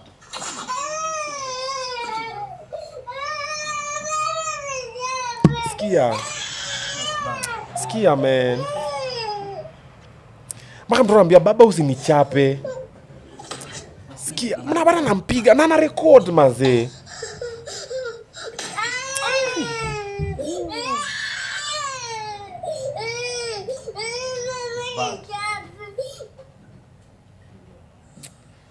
Akiwoye. Cheki. So hiyo alafu kuna amefura huku mazee. Nitakuchapa tu hicho wewe. Sikia. Ndakuua wewe. Wewe. Nashinda kwa nini nakutana na mama yako wewe malaya. Sikia. Mama yako malaya, hakuwa amejua maisha nini. Not bad. Bana, so umalaya ya mama yake na mtoto zinaingiana aje? You see, bro, I saw that video. I was so angry. So Timaka ni text. Nikamwambia, ako wapi ati amepatia hiyo video Facebook. Hakimu nitafutie huyo mtoto. Nitafutie ni huyo mtoto huo yeye. And that man needs to go to jail, eh? That man needs to be imprisoned.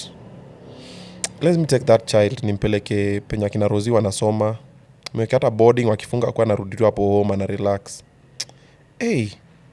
So you see, what I was saying is this, Pole, Usa, let's come back. What was I saying? Okay. Yeah. So, most parents, tunatoanga hasira ya our partners on our kids. Kama hii. Yeah. And our kids are innocent. You see, our kids are very innocent. Like, bro, tulikuwa na enjoy na wewe. Mtoi akakam. So, let's take care of this child. So, for the parents, I know it's not easy. Things are happening. Situations happen. Relationship problems, nini, whatever. Yeah. Business, economy is bad. But let's stop taking our anger out on the toys. The kids are so innocent and they will just grow, maze. Sure. Yeah, so a lot of children are going through such and they don't have both parents, ama one parent, wengine wametupwa kwa barabara, kwa orphanages and whatever because of the decisions we made. So the more we talk about this and we find a balance, we'll save more kids off the streets and off the orphanages. Because kuna tu guide anani watch saizi, hajui hata mtoto wake anakula nini. Na yesa amekula nyama choma. Kuna tu mama saizi amekapo na kichwa ngumu anaenda kulala njaa na mtoto because hawezi tuambia tu mzee mazee. Pole. Mtoto ako nyumbani unaweza ona mtoto. Just because of that ego. The child is suffering. Yeah. Mimi kuna time niliambiwa nene nichukue kila kitu kwa nyumba ndio watoto walale chini kwa floor wajue baba yuko. Nikakataa. Because I left everything for the toys. Kaambiwa kuja uchukue hizi vitu kila kitu watoto walale chini wajue baba amewaacha. I'm like, what do you mean? I've left them for them. Let me start afresh. Me nda survive. Mimi nianze tena na mattress tena. Sure. Bro, mimi nimeacha wazee na nyumba mara 3. Unaacha ikiwa kila kitu. Everything 3 times. 3 times. Yeah, I've left. Ngoja ilikuwa 1 2 3 times. Wacha 3 times. Yeah. Wacha 3 times. Yes. I think na kila kitu because of the kids. I know sometimes you just want peace. And then these earthly things, bro, where I've gotten to right now, I've realized happiness and peace. Happiness is an internal job. It is not even brought with these other things. These other things enhance. Like money enhances happiness. Yeah. You see? Money will enhance happiness and money will buy all these other things. Yeah. And peace is very important. Your peace of mind. Bro, mimi sasa nikifika kwa nyumba nikitaka kulala najiwekelea TV bro nimeenda. Nalala. Bro, that thing is, you don't know how valuable it is until you find people who are insomniacs. Bro, watu hawalali. Mimi anajaribu ageuke huko. Anakulala kitu 5 asubuhi na analala 30 minutes. Na imeisha unless achukue sleeping pills. Bro, mimi hata sasa nikijiwekelea hapa hivi. In the next 5 minutes nakuwa nimeenda kitambo sana. Peace of mind. Hakuna mse nimeibia mali, hakuna mse nimetafuta naye vita fulani, nini whatever. Ati nimekana mazeni nilifanya yule mse vibaya. No. You see.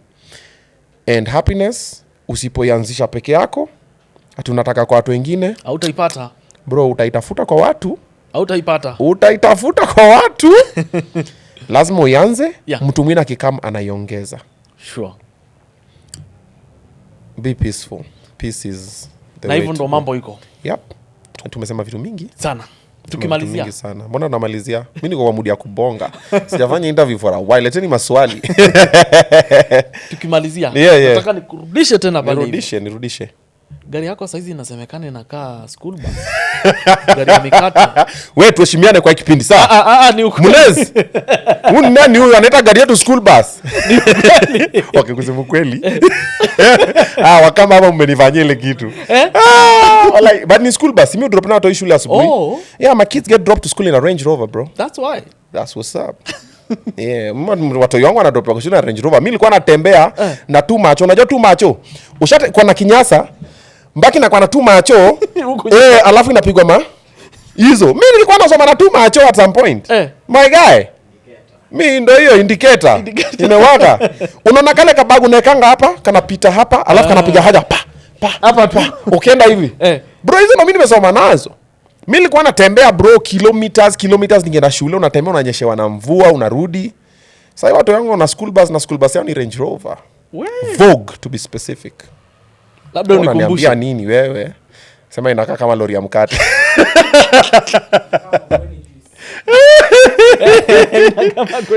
Inakaa Makweni juice. Kuna juice hapa huko Makweni. For real? Yeah, so today by the tumekuwa kuna video nimerecord na post. Tumekuwa na Munez tumetoka studio Buru. So naingia video ni kuna pickup, unaonizi pickup zinaongezanga ile nini za kazi ile. Bana ni the same colors yangu bana. Hata nimerekona mimi wewe Omera bwana toa hiyo rangi mwesimu nini Omera what is bwana but ina kafiti hiyo yellow it looks better than the darker one that I done. Now I'm thinking of doing pink ikai kibrabas bora waongee bro bora wabonge. Unajua nikipaka hiyo pink sasa unajua atasema nini? Oi makope LGBTQ una copy Dana B. But you know what they're doing? They are talking. Showbiz. So I'm thinking of doing pink actually. I'm unipate color ingine strange. Bro, it's my car. I can do anything I want with it.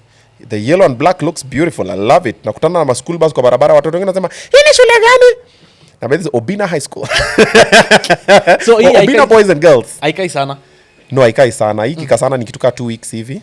Hii ni media tour ya Ukambani. Inapiga nao media tour ya Ukambani. Hii ni akaletuka seo. Nilifanya because of Wakamba bro. Sina match na hii kiti. Mimi nilifanya because of Kaletuka seo. Niambia Wakamba tuko pamoja. Na hata tena tuseme nikifanya sema ngoma na any other Kamba artist, naweza piga tena yellow ingine ama nipige ile Benz yellow. Ama nipige ile Audi yellow. Ni bro. Bora cheni kwambia in the beginning. Bora imenibamba. Whatever your opinion is null and void. Ati nimeangalia kitu online ati guy. Wamesema inakaa kama school bus. So, imekaa kama school bus lakini ni gari gani? Range Rover Vogue. Do you know how much I wanted Range Rover, bro? Able go back in the receipts and check. And by the way, let me just put this out there. The power of the tongue. I always tell a lot of the people that work with me and my friends, even online. Bro, the power of the tongue is very strong. What you say with your mouth, it's spellings. You cast spellings. Bro, majority of them come to be. Kweli. I normally also think the reason why I've had a couple of mushkila relationships, my tongue. The meaning is, hakuna relationship, hakuna msara nipenda kama Obinna nini atakuja kama penda pesa zangu, sijui nini, unapata tu huyo. Because the tongue has already proclaimed. So I need to now change. Exactly. And the force of attraction. The more you think of something, the more you talk about it, the more it's likely to happen. Bro, nearly everything in my life, I saw it, I envisioned it, and I wanted it, and I spoke about it in public and in private with God, in private with my friends, with myself, with my kids. Bro, nilikuwa najiongelesha. And somehow they just happen. Nearly everything. Me even in high school, me toka high school, me wanted to be on TV and on radio. Toka high school, mi nilikuwa drama club, music club, anti-AIDS clubs, you whatever. Hapo tunafanki mi niko huko, mi nataka tu tukifika pale pa kufanya introduction niko hapo. Let me talk, let me say something. I witness nimezipiga hapa street. Nairobi kuna time ulikuwa unapita unaondoa kamera, amesema, "Ini station gani?" Mnauji watu nini? Naweza ongea. Unaingia. Bro, nilikuwa nazipiga hapa tao. Nikienda National Theatre. I really wanted, bro, and I have achieved everything I wanted. I wanted to be on TV. I was on TV for the longest. I wanted to be on radio. I'm the only comedian who has done all shows on radio. I've done drive, I've done evening, I've done late night, I've done mid-morning, and I've done breakfast. There's no any other comedian. I don't think even if in the world there is. Na in Kenya, hakuna mwenye amefanya. Kuna tu leo nsikia alifanya breakfast na kufanya drive. Bro, mimi nifanya mpaka grave night shift, ile midnight mpaka asubuhi. The only. I've done radio, I've done TV, and I'm owning and hosting one of the leading digital platforms and the digital media companies in the country. Now. Yeah, like everything, bro. The only thing that I had not done was doing special stand-up comedy. I did it on my birthday. It was sold out, bro. I've achieved nearly everything I've done. The only thing that imefanyika tu that bado sijafanya that I'm working on is just being a superstar. Na ndo hapo sasa. Niko hapo, bro. Niko hapo. And I said it before, I'll be a superstar and I will be. Watch me. With the help of God. And I'm proclaiming it. Bro, I'll be. Ndakuwa nikiingia hapa. Si watu hawezi simama. Sasa nimefika hapa watu no, wacha ni watu wachache. Bao ni watu wachache. Sasa ningekuwa Kitengela watu wajue niko hapa. Hapa yote ningekuwa mblokiwa. Now that's being a superstar. Tunaenda hizo levels. And if I continue doing what I'm doing, and with God's grace and mercies, it shall come to pass. Na mutaona tu hivi mkiongea, mnasema tu, itakam kufika hapo. Because nobody else in Kenya has the balls to do it. The ones who are very talented are not doing it. They are lazy. You have lazy artists. People are so talented and they are not doing shit about whatever. Wacha walale. Usimamishe mtu utalala. Let the sleeping dogs lie. Bro, they are. See, I'm telling you, I chill with them. Bro, I sit down with superstars. Mse anaimba, mse anaongea, hata comedy. We have people who are so fire in comedy. But unaangalia hivi uko zile za niko like, okay, you don't want to do it, let me do it for you. Hata kwa mziki uliona hawafanyi ipo kaamua kuingia. No, mziki mimi nimefanya toka high school. Music has always been my journey because music makes me happy. That is for me. Ikikubamba, like I've always said the story for Welo. Welo, the producer wanted to be a mapiano. Actually, I have an amapiano version of Welo. I'll even post it on the distribution platform. Tu watu wasikie version. But mimi nilikuwa nataka ikue ajawa. Hiyo benga, hiyo nini. Hapana, hii ngoma. Nikamwambia bro, mimi ni bamba hivi. Ara nikiweka hiyo, wea nyodhe omejo. Walicheka sana kwa studio. Bro, hiyo kitu. Nikisema wea nyodhe omejo kila mtu. ili nipea tu hiyo vibe, niko tu zile za hiyo, the same as Kado, the same as Keletuka Seo, the same as Wanyola. Bro, music makes me happy. So music I've done all through, but I just realized, bro, for music to become a hit, it needs to be played a number of times. Sure. And for it to be played a number of times, a few things has to happen. One, either it's a very good song, automatically the producers will play it, ama you fund for it to be played. Funding, there are different ways. If it's radio that is dying, you pay for it as ads. Munakuwa na understanding now radio station, every day wanacheza ngoma yako mara kama 10 ama mara kama 20. Every month kuna check unapatia, inaweka kwa logs, unatumiwa ni kama ad, because in the business of making money. And some of the big artists in this country and even outside have done it. I've worked on these big radio stations. I saw it happening. It happens. Yes. And it is a good thing. It's a very legal thing. It's marketing. Yes. Aya. TV the same. Tafuta TV station kama wanacheza The Beat, bado wanacheza The Beat bado ni kwa. So kama use the beat, mzuka, nini, mseto, whatever, have an understanding with them and a contract, say every day my song has to play on this, whatever, write a contract, pay for the money. Tafuta watu wa digital, whatever, all of them, niaje, all of you come and interview me, the money. Whatever. Wasi wa Nigeria have figured it out. That's why when Nigerians come, online media wanaenda kwa receive kwa airport. Kila msana pigo yake kidogo. Then amekam, atenda kwa TV station zote, atenda kwa radio station zote, atakapa for a month. Watu watakuwa na by the time anatoka mumemuongelea msema Yemialade amekuwa Yemialade is business, they know how to do the business. But now the problem with Kenya, there is no budget for that. By the time Sania ajipiga amelipa producer 20k amefanya audio, ajipiga atafute 200,000 akifanya video, msanii mwenyewe amechoka anataka commit suicide because hata kuna mashow leo ndio itarudi wapi? Aneka YouTube akosile mazee, simu yone tu mazee. But wa huko, by the time yuko YouTube kuna promo imepigwa like a month. Kuna budget ya TikTokers. I hosted nani? Huyu Colo Blue. I hosted Colo Blue. Aliongea juu ya hii kitu. Wasanii by then amwachie interview. Aliongea akasema story ya Savara venye walitoa ile ngoma ya Show You Off. Kulikuwa na budget ya TikTokers vizuri wameka. Because akina Savara, the South Soul, they know. They've been doing it for a while. They know kuna business ya marketing. Majority of musicians in Kenya don't put a budget on marketing. And that is where there is money. Msana fikirianga tu utarekodi ngumu weke YouTube itoke. Inaweza toka, yes, there are some special cases utaka YouTube na ichukue life on its own. Unaona kama ye na kuna because vibe. Kuna pia inaweza kama na vibe na hiyo momentum. Ama uko na pombe above the head. Inaweza peak. But you need to have also your strategy of how to push. Na hapo ndio pesa inaingianga. Bro, you can spend more than $1 million plus in just marketing. Na bado tena ikatae. Pia inaweza kataa. Nakumbuka kila interview unaenda nafaa unavaa nguo tofauti. Bro, it is crazy. And most of the time, people don't have the budget for that. So, you sit down with amazing Kenyan artists. Some don't know how to, some know, but they don't have the resources to. So then tunakuwa tu hapo. That's why I'm saying, Kenya tuko na mediocre musicians. No. We have amazing musicians in Kenya. Ndio maana Wakenya wanasema tunasukuma ngoma za watu wa nje. Kumbe wao wanaekelea pesa. Wanaekelea do. Bro, by the time unema TikTokers wameingia hapo wakafanya nini, wamekelewa nini yao, then once it picks the wave, every other person now comes on board, and then they just want to do it organically. Organic is very hard to get. It happens sometimes, but most of the time you have to set it up. Everything you do lazima upange, either wataongea hivi ama wataongea. For example, see my song Keletuka Seo. You know who is pushing it? My enemies. And angalia comments yao nini, iko na comments, but you know what comments are on YouTube? Engagement. Who gets paid? You. But nobody will see it. See you block it. No. Let them talk. Uongee shit, uongee whatever, and then most of the time also know this. Negative news sells faster and better than positive news. Nasikia? Kama ati kitu ni noma, upate tu sawa na kama mtu kusema noma sana. Haitaenda sana. No, maybe 10, maybe ikisonga sana maybe 100 people. Lakini mbaya bro. Si uniulize, kuna matime nimeipost vitu zingine hapo online. Kuna time nilipost video ya back in the day, I think I was working at Nation or something. I posted, I think it was on Facebook or something. It was a video for, so when I hosted the other lady, alituambia Munguna is not the right word. Like a person of short stature. Okay, some lady alikuwa ni Mtanzania, ni actor.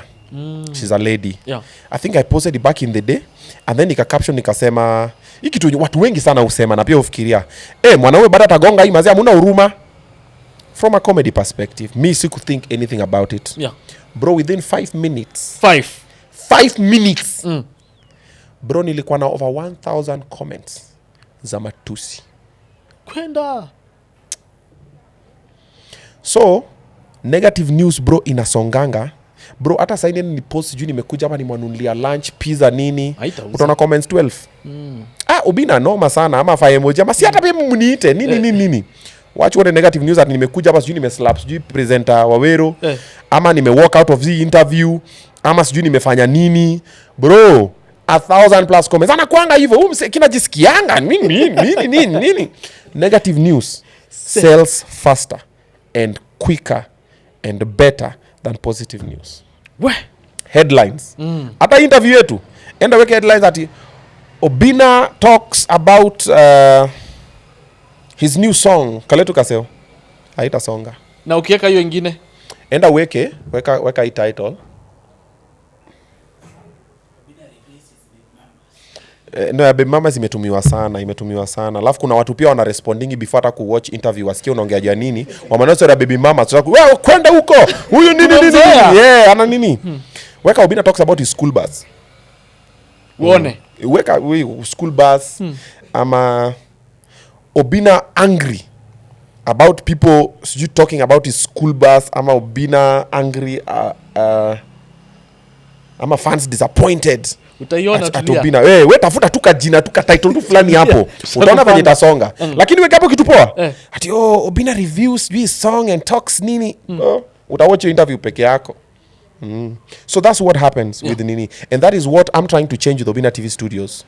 If you see most of the things we've done, even on Obinna TV updates, even on Obinna Show Live, on Zabe, we try and put positive titles. Uzoe. Clickbait imefika point kidogo. Kuna time online media walikuwa sana na clickbait mingi. Sana. Mi wana, bro, saa ingia tu TikTok. There's another idiot who's conning people money on TikTok anajitaoga Obinna. Mpaka nawaambia ati sijui watume pesa ya kuinsure sijui nini. Guys, I've repeated and I'm saying again, that is not me. My number is not online and I will never ask you for any money online. Ati sijui nitumie pesa, sijui ati tuma pesa ya kuinsure ndio nikusaidie. And tell your friends by that is a con man. Na nisham report, DCI are looking for him, mtamcheki. Na akishikwa, muta asiniambie ni msamee. Inakuwa Obinna no msamee tu. Kijana alikuwa anajituma lakini anajituma virong because ananichomea CV. Ukweli. Ati sijui huyu kuna mwingine alikoniwa sijui ni 12,000 dem sijui wa Gulf sijui ametuma sijui huyo Obinna alikuwa mpaka alafu una video call msee huyo msee anaweka episode yangu kwa TV alafu ameweka picha yangu hapo hivi bana alafu mademo ana follow ati hata nika video call nikamuona. I'm like how dumb can you be? But truth of the matter is majority of Kenyans are dumb. They're very culpable. Like majority we accept things we are told without fact finding. Haraka. The same way about politics right now. We already take sides because we've not decided to be factual about things. Mimi sipendi tu msee na nimesikia nani amesema na mimi napenda nani na kwisha. So majority of us, including myself, we are easily manipulatable. Tunachukulia juju. Tunachukulianga tu nimesikia hata Obinna aliniambia mimi nisikia kwa Obinna umechukulia hivyo. So kuna msee ana converse online amepost TikTok sana. I help with rent, school fees, niambie ni inbox, niambie shida gani uko nayo. Then watu wana inbox, then anaambia for akusaidie una insure. Na kuinsure anachukua pesa kidogo tu, 600, 500, 1,200 na wanatuma hapo. Guys, that is not me. Munakoniwa. Okay? Yeah. And if you get those ones sent to Munez, sent to me, sent to Omosh, we are gathering all of them. Nani wase kadhaa. Same thing, si moja. Same thing hatu kiingia online. Waandikie Obinna. Wacha nikushow. Wacha niingie tu YouTube saa hizi. Nimeingia YouTube. Wacha niandike Obinna. Haya. So kaandika Obinna.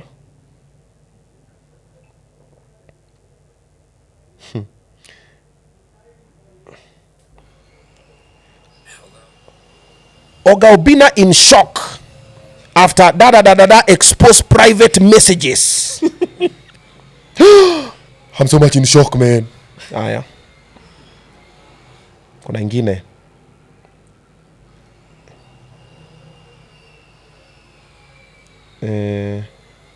ngoja hizi ni zile whatever, hizi ni za page yangu, so sana page yangu imekam.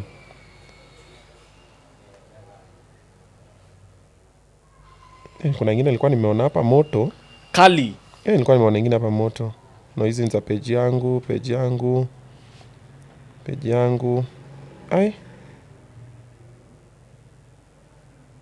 Imeenda wapi? Alikuwa anasema aje? There's another one. Ilikuwa sijui exposed, sijui Obinna sijui has done what. Yaani vitu tu mingi tu. Unaona vitu zingine. Kuna ingine wakasema sijui Obinna sijui nimeingia sijui kwa hiyo chama ingine sijui chama ya nini. Inakuwa tu hivyo, yani titles tu. But title moto but they are negative, but they have a lot of views. Then when you watch you realize it's not even what they are saying. Hata sio story ni kitu. But kuna msemo nyatonotio title nasema nimeona uko Facebook. Obinna amekuwa exposed na nini. So that's what happens. So with my company, we're trying to change that. And I also talk to normally most online media guys. I'm like, let's just try. Mtu akikam kwa page yako chenye umesema ndiye apate. Ukisema Obinna in shock, find Obinna in shock. Wacha sema nilio Obinna in shock. Ngola yenyewe is on shock.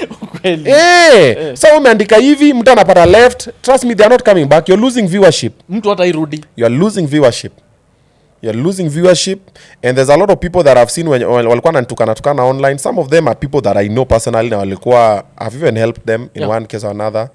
Let me not mention their pages because ndawafufulia career. Zikaenda tu zikadidimia na zikadai. Natural death because of hizo clickbaits. So punguza clickbaits, be factual before you report. Yes, it's the same way even with people who talk online, even with whatever is happening in the country right now. If you talk online, bro, be factual. Be sure you can back up whatever you're saying. Wacha kutukanana unnecessarily, itakuweka kwa shida. Unaona, ukiingia TikTok, account zangu ni mingi bro sana. Ukiingia tu TikTok sasa andike Oga, wacha nikushow. Ingia TikTok andika Oga Obinna. Search. Wacha nikushow. Users. Ndio hizo. Sasa hizi zote ni Oga Obinna. Hizi zote ni Oga Obinna. Kweli ni shock. Hizi zote ni Oga Obinna. Angalia. Na ziko na followers bro. Na wanaongea na mafans wao. Picha moja wanaitumia sana. Na ni picha moja na wanaongea na mafans wao. Simu yangu ni iko na blue, so kila mtu amebeba hiyo blue. So na wanaongea na mafans wao Oga Obinna na wanachat mpaka wanasema mimi nimekuwa naongea na Oga Obinna. Ameniambia hizo zote ni Oga Obinna bro. Hata unaweza sasa ongeza speed. Oga Obinna. All of those. So when you go online, be very careful. Utaibiwa. Probably you're not talking with me most of the time. Then also for the other digital people and also any other person who wants to be on the digital space, be careful with what you say. Unaona kama wote chao kimotoni, impersonation is a crime. Ina fall under cyber crimes. You're pretending to be someone you are not, then you're obtaining. Bro, that's criminal. You are a thief. And you know someone atengeza na wajui. Uko tu hapo na chat na msee nini atakutumia hata 50 bob tu. Then aseme yo nilituma hapa bro. Do you know bro, igave itakukupata inakupata. Kweli. Waingia tu kwa system tu hivi, wa triangulate tuko wapi bro, unakamiwa asubuhi na mapema. Then munisamee unajua. Bro, ignorance is not a defense in the court of law. And the same as all the people who are opening YouTube pages. You want to report about the president, about the opposition, about which member of parliament, nani, and whatever you're saying is not factual. Na because you got away the first one ukapata views mingi, ukaenda kwa ya pili, wanakupima tu. Bro, siku yako ikifika. Haya, useme Obinna kwa itusaidia na information, be factual. Kabisa. Wacha kutukanana online. Yeah. Mtatukana mse watu 1000 but ni wewe ndo utapatikana. Wewe peke yako. Utakuwa kama funzo. It's the same way as these people who are looting. Mumeenda maandamano, guys are picketing, wananamana vizuri, akie tu whatever. Ukaangalia hivi hapo kando, ukaona sijui nini supermarket whatever, ukaingia ndani. Hey! Ama nyinyi tu ni goons, mumeitwa mkaambia sasa nataka twende pale kwa ile studio ya Rikibi, tuvuruge. Mkakamwa tukaa 15. Utashikwa tu peke yako. Ukaingia ndani mkavunja kamera nini. Ukiona kutoka tu hivi ukateguka ukaanguka na niwe ukabaki. Hey! Bro, no nile 2,000 5,000 ulikuwa umepewa. Utaimba. Haitakusaidia. Bro, utaimba. Inakuwa tu mmoja. It's the same way me I also see other people. There are people who will talk a lot of shit about me online. Yeah. Inakuwa utakama utanitukana online. Most of the time akina Munez tunaniambianga achana tu na huyo unajua. Even my wakili ambia achana na huyo because you spend a lot of money running over something that is not there.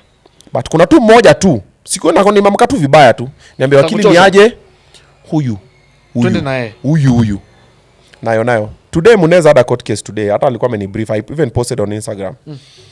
A while ago there's someone who slapped me. So what happened was tulikuwa na drive pale Westlands kwa roundabout. Kuna gari kaingia vibaya nika break hivi. Then kuna kwa alikuwa na cross. Hiyo place si crossing area. But hapo kwa stage watu wengi cross hapo. Kucross nika break. So si wakashtuka wakaruka hivi. Kugeuka ilikuwa yeye na demu yake na boy fulani. Huyo msageuka ka slap bonnet ya gari. Puff! Na ka jam. So maybe he was having a bad day from wherever. Yeah. So mi kuona hivyo, so Munez amekaa nyuma yangu, Jerry na Omosh. Tulikuwa watu wanne tumetoka kushoot Dignity Furniture, Clay City. So mi nikashukisha kioo ya gari, ile nimwambia, maze bro, maze, Iza. Mi normally my first reaction na kwangu kusema pole. First one na pole maze, Iza maze. That ule msame ingia vibaya but I hope hujaumia nini whatever. That's where I was going. Yeah. So ile kushukisha hivi pole. Msame kama hivi na ameingiza mkono na slap. So haikukuwa moto because lazima uingize mkono ndani ya gari hivi. So first of all me first nimeshtuka. How dare you? I'm like, okay. Munez asharuka nje. We ni nini wewe? Omosh asharuka nje. Unajua umeslap nani? Unajua Omosh alijam. Omosh amekasirika. Omosh umeslap bro. We ni nini? Now that guy realizes from the girlfriend because the girlfriend Obinna, unataka kutugonga. Then mse mwingine alikuwa nako na Obinna maze nimekuwa na kudm maze hauongei. Mse tena sana ni fan. Ndio mse anaelewa sana Obinna shuka tuongee. So mse amenishika mkono hivi kwa nini ya gari hapa nje. Obinna shuka tuongee. Omosh ako hapo Munez ameshikilia Omosh because Omosh amejam. So nikapita na yeye. Omosh amejam vibaya. Nikamwambia Omosh, Munez ingeni kwa gari maze. Watu wameanza kama ingeni kwa gari maze. Alafu pia kuna traffic sasa imeanza kusnarl up. All these things happen in less than a minute or two. Nika Munez ingisha Omosh kwa gari maze tuende. Munez akaingiza Omosh nini? Tukatoka withdraw off. Msa ameshika mkono hivi. Obinna, shuka tuongee. Nikamwambia hatuwezi bonga sasa nikatoka nikaenda. So we are going. We are still shocked mechanic like Msa amenislap. Hati yeye maze amekuslap. So naangalia that's interesting. We went home. Yeah. Hiyo story tukaongea tukacheka story kadai. I'm like, Msa haven't been slapped in the longest. 1 week ikapita. Wiki ya pili. I think ni Omosh ama ni Munez alinicall. Ni Omosh. Hati ule mse yako hapa. Sema mse mgani? Ule mse alikuslap amekuja hapa. Sema amekuja ameka mkudo so me I thought maybe he's come to apologize or something. Hata amekuja hapa na amekuja na polisi. I'm like, wacha ni come. So it's Monday. It's time for Obinna show live. Pia mimi nika pull up and luckily enough hiyo siku Munez alikuwa amechelewa. Sijui alikuwa amechelewa wapi. That's how just God works. So mimi nimefika hivi naingia kwa parking na park hivi na reverse. Conveniently Roba na bro wangu Leslie pia wanaingia na gari. Then umse anaingia na Haria na wanashuka na mapolisi wawili wamebeba gano wamevaa kikombado. So mimi nikashuka umse akashuka gari yake alafu ana point gari yangu hivi. So mimi nikashuka tu hivi akina Leslie pia akashuka tunakam kutana katikati. So niko zile za what's up ni nini? Mr. Obinna, how are you? The police were very respectful. Yeah. I'm very fine. So we've had a complaint. We are from Kileleshwa police station. This gentleman alikuwa amekuja kuripoti assault. Assault? What do you mean assault? Anasema alipigwa na amechukua P3 and we've come to arrest you guys. Then msa anasema pana, si Obinna, ni security wake. Sema security wake? Na security wangu. So Roba is here, me and my bro is here. Ama polisi wawili na huyu jamaa. Nini? Ni security wake. Alinipiga. He assaulted me. Nini? I want him arrested. Mama. So I looked at the guy. Nikamwambia, you know what happened. In fact, I should be pressing for charges because you slapped me and I walked away. Then this is the direction you want to go? Really? My bro already knew about this. Nilikuwa nimwambia Roba of course is the manager. He's already been told. Tujamwambia tulisema in passing. Wacha bro ajam. bro alishika ule mzee mbele ya mapolisi akamleta hivi mpaka mapolisi wako separate ameenda kupiga na nini wewe ni ujinga gani hii you want to extort money nini so tuko hapa so me I'm trying to cool off bro Roba is trying to make this make sense ama polisi wako hapa I'm looking at this guy I'm like how evil can human beings be so I started to explain this policeman I'm like hey listen what happened this is what happened and this is how it went so now it's 2 weeks later now is when this is happening I'm like okay it's fine so what we do muneza jafika but akifika namleta hapo kwa police station and then now we just continue with the nini the guy is like a short dude so he started talking shit mnajiona mmefika hata sisi tuko na pesa nini it kept on saying that thing so this is when it hit me it had nothing to do with what had happened he was projecting mnajiona mko na pesa hata sisi hizi magari kubwa tunaziendesha nini yes anaendesha ile Mercedes Benz C200 ile old model ndio alikam nayo na hii Harrier ya polisi so so he's saying all these things and I'm seeing it ako hapo so mpaka polisi wanaambia tulia baba nini nikamwambia polisi you know me this is where I work so today is Monday we're shooting Obinna show live so I can't come today it's not an emergency he's okay anasema tulimpiga akalazwa sasa yako poa siko poa saa hizi so I'll come tomorrow okay wacha leo nimalize tu kazi vizuri kesho takam ndio namba yangu ndio manager wangu ndio bro wangu and I work here and I have nowhere to run and where am I running so I'll come tomorrow utaona nini mnajifanya mmefika nini I know people nini kachikiu mse we left we went hata tukapiga Munez tukamwambia ni aje Munez usikuje leo usikam job ule jamaa jamaa and leo I'm on concentrate on the show but tomorrow we'll go and the following day we went tukafika we wrote our report nini wakaanza case mulienda kwa koti mara ngapi imekuwa few months wanaendanga the guy never shows up wanaendanga inakuwa mention akujangi hata nimekuwa shock leo Muneza ananiambia unajua leo tumekuja ule msame ame apologize I'm like leo today the guy shows up he has showed up on court today mimi hata sikuwa nimejua Muneza na jumili kwa mambo Muneza we had some things to do today nikamwambia we're gonna meet around 11 am kwa ofisi then tuende nini so mimi na meet Muneza kumbe alikuwa wamerauka Kibira law court so the guy finally shows up and the guy decides to apologize ameona Obinna sijui nimefanya kazi poa nimeinua mavijana sijui whatever so apparently so Muneza kumassault sijui Muneza sijui alimslap too but sasa he's dropping the case sijui what bro they have wasted money and time hata lawyer fees forget transport hiyo ni minor lawyer fees bro because lazima mkwepia na defense yenyu ukweli mako na kachini unaangalia the way guys are so malicious with whatever they are going through right now do you know I even have another court case again I'm being sued by another celebrity because I mentioned something on the show akaichukua personal and you know it is true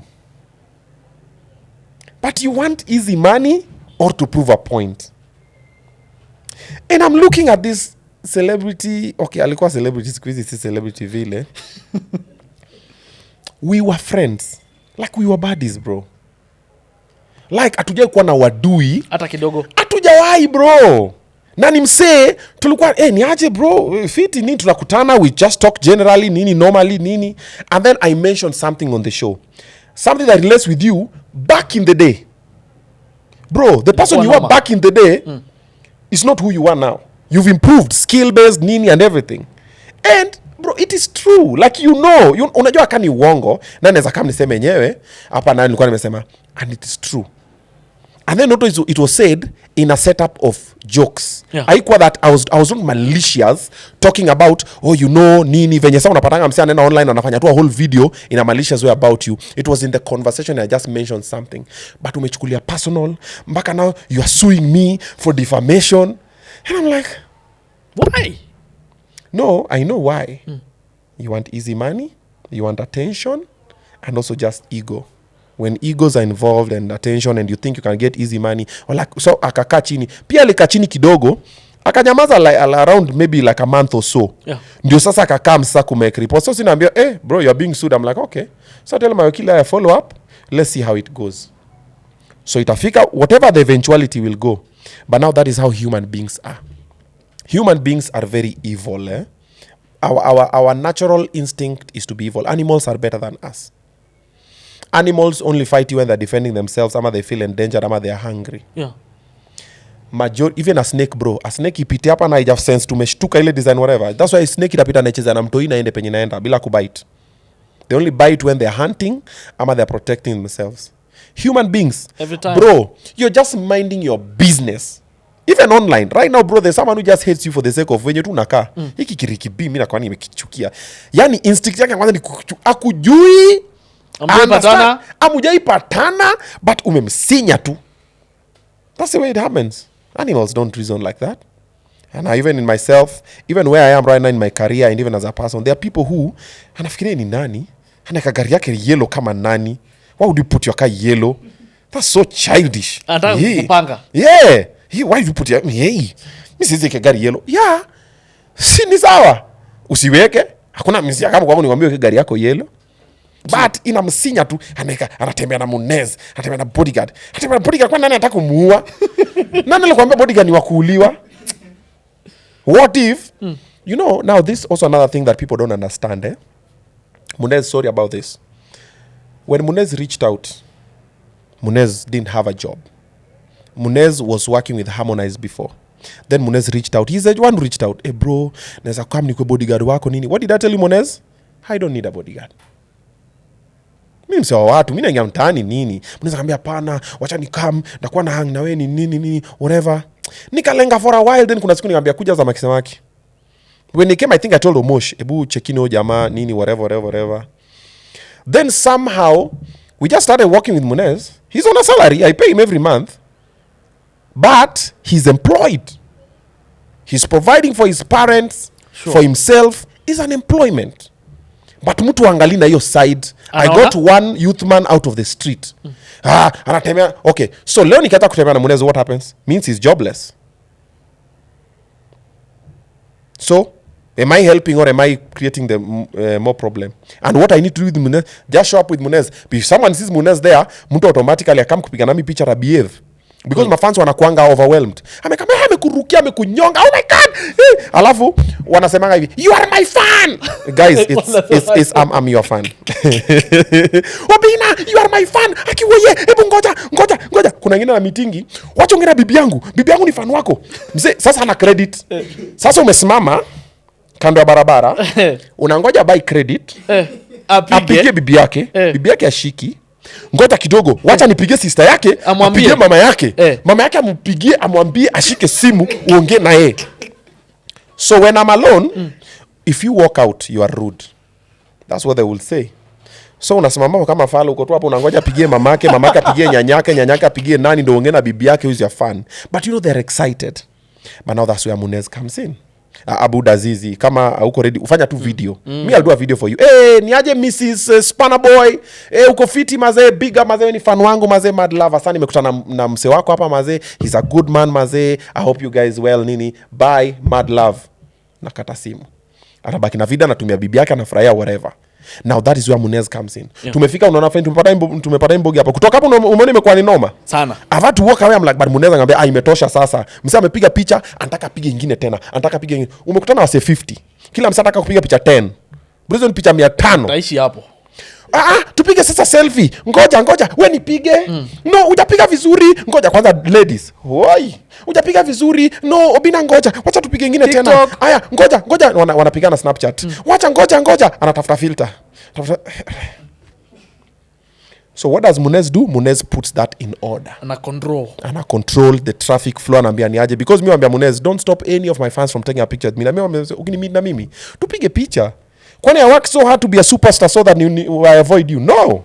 If you meet me nistopishe, ni aje tupige mamboto. Na tukipiga post na unitag na nikipata na repost.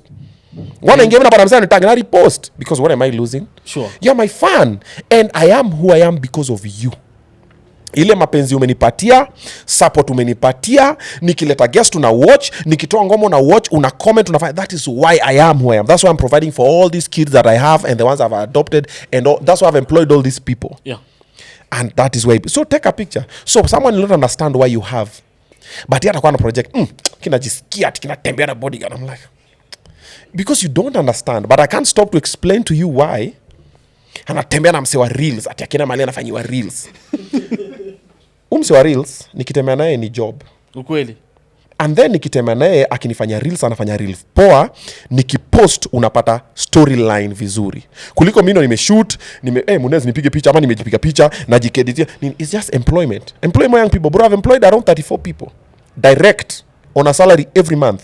Bro, my salary every month, salary zangu zinapita $1 million every month for my employees every month, na bado sijaweka production costs, na sijaweka logistics, na sijaweka costume na any other things, sijaweka na food. Salaries every month. Now the month that you've not made the money, I'll go into my pocket and I'll add and I'll pay people and I'll not pay myself. And that has happened many times.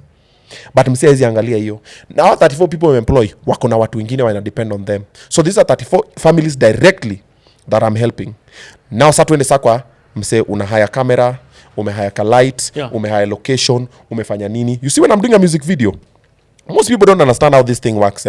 Now let me break it down. Unaoni ngoma nimefanya hiyo unasema ni mbaya hiyo niwache kuimba. Imelipa watu 50. Producer,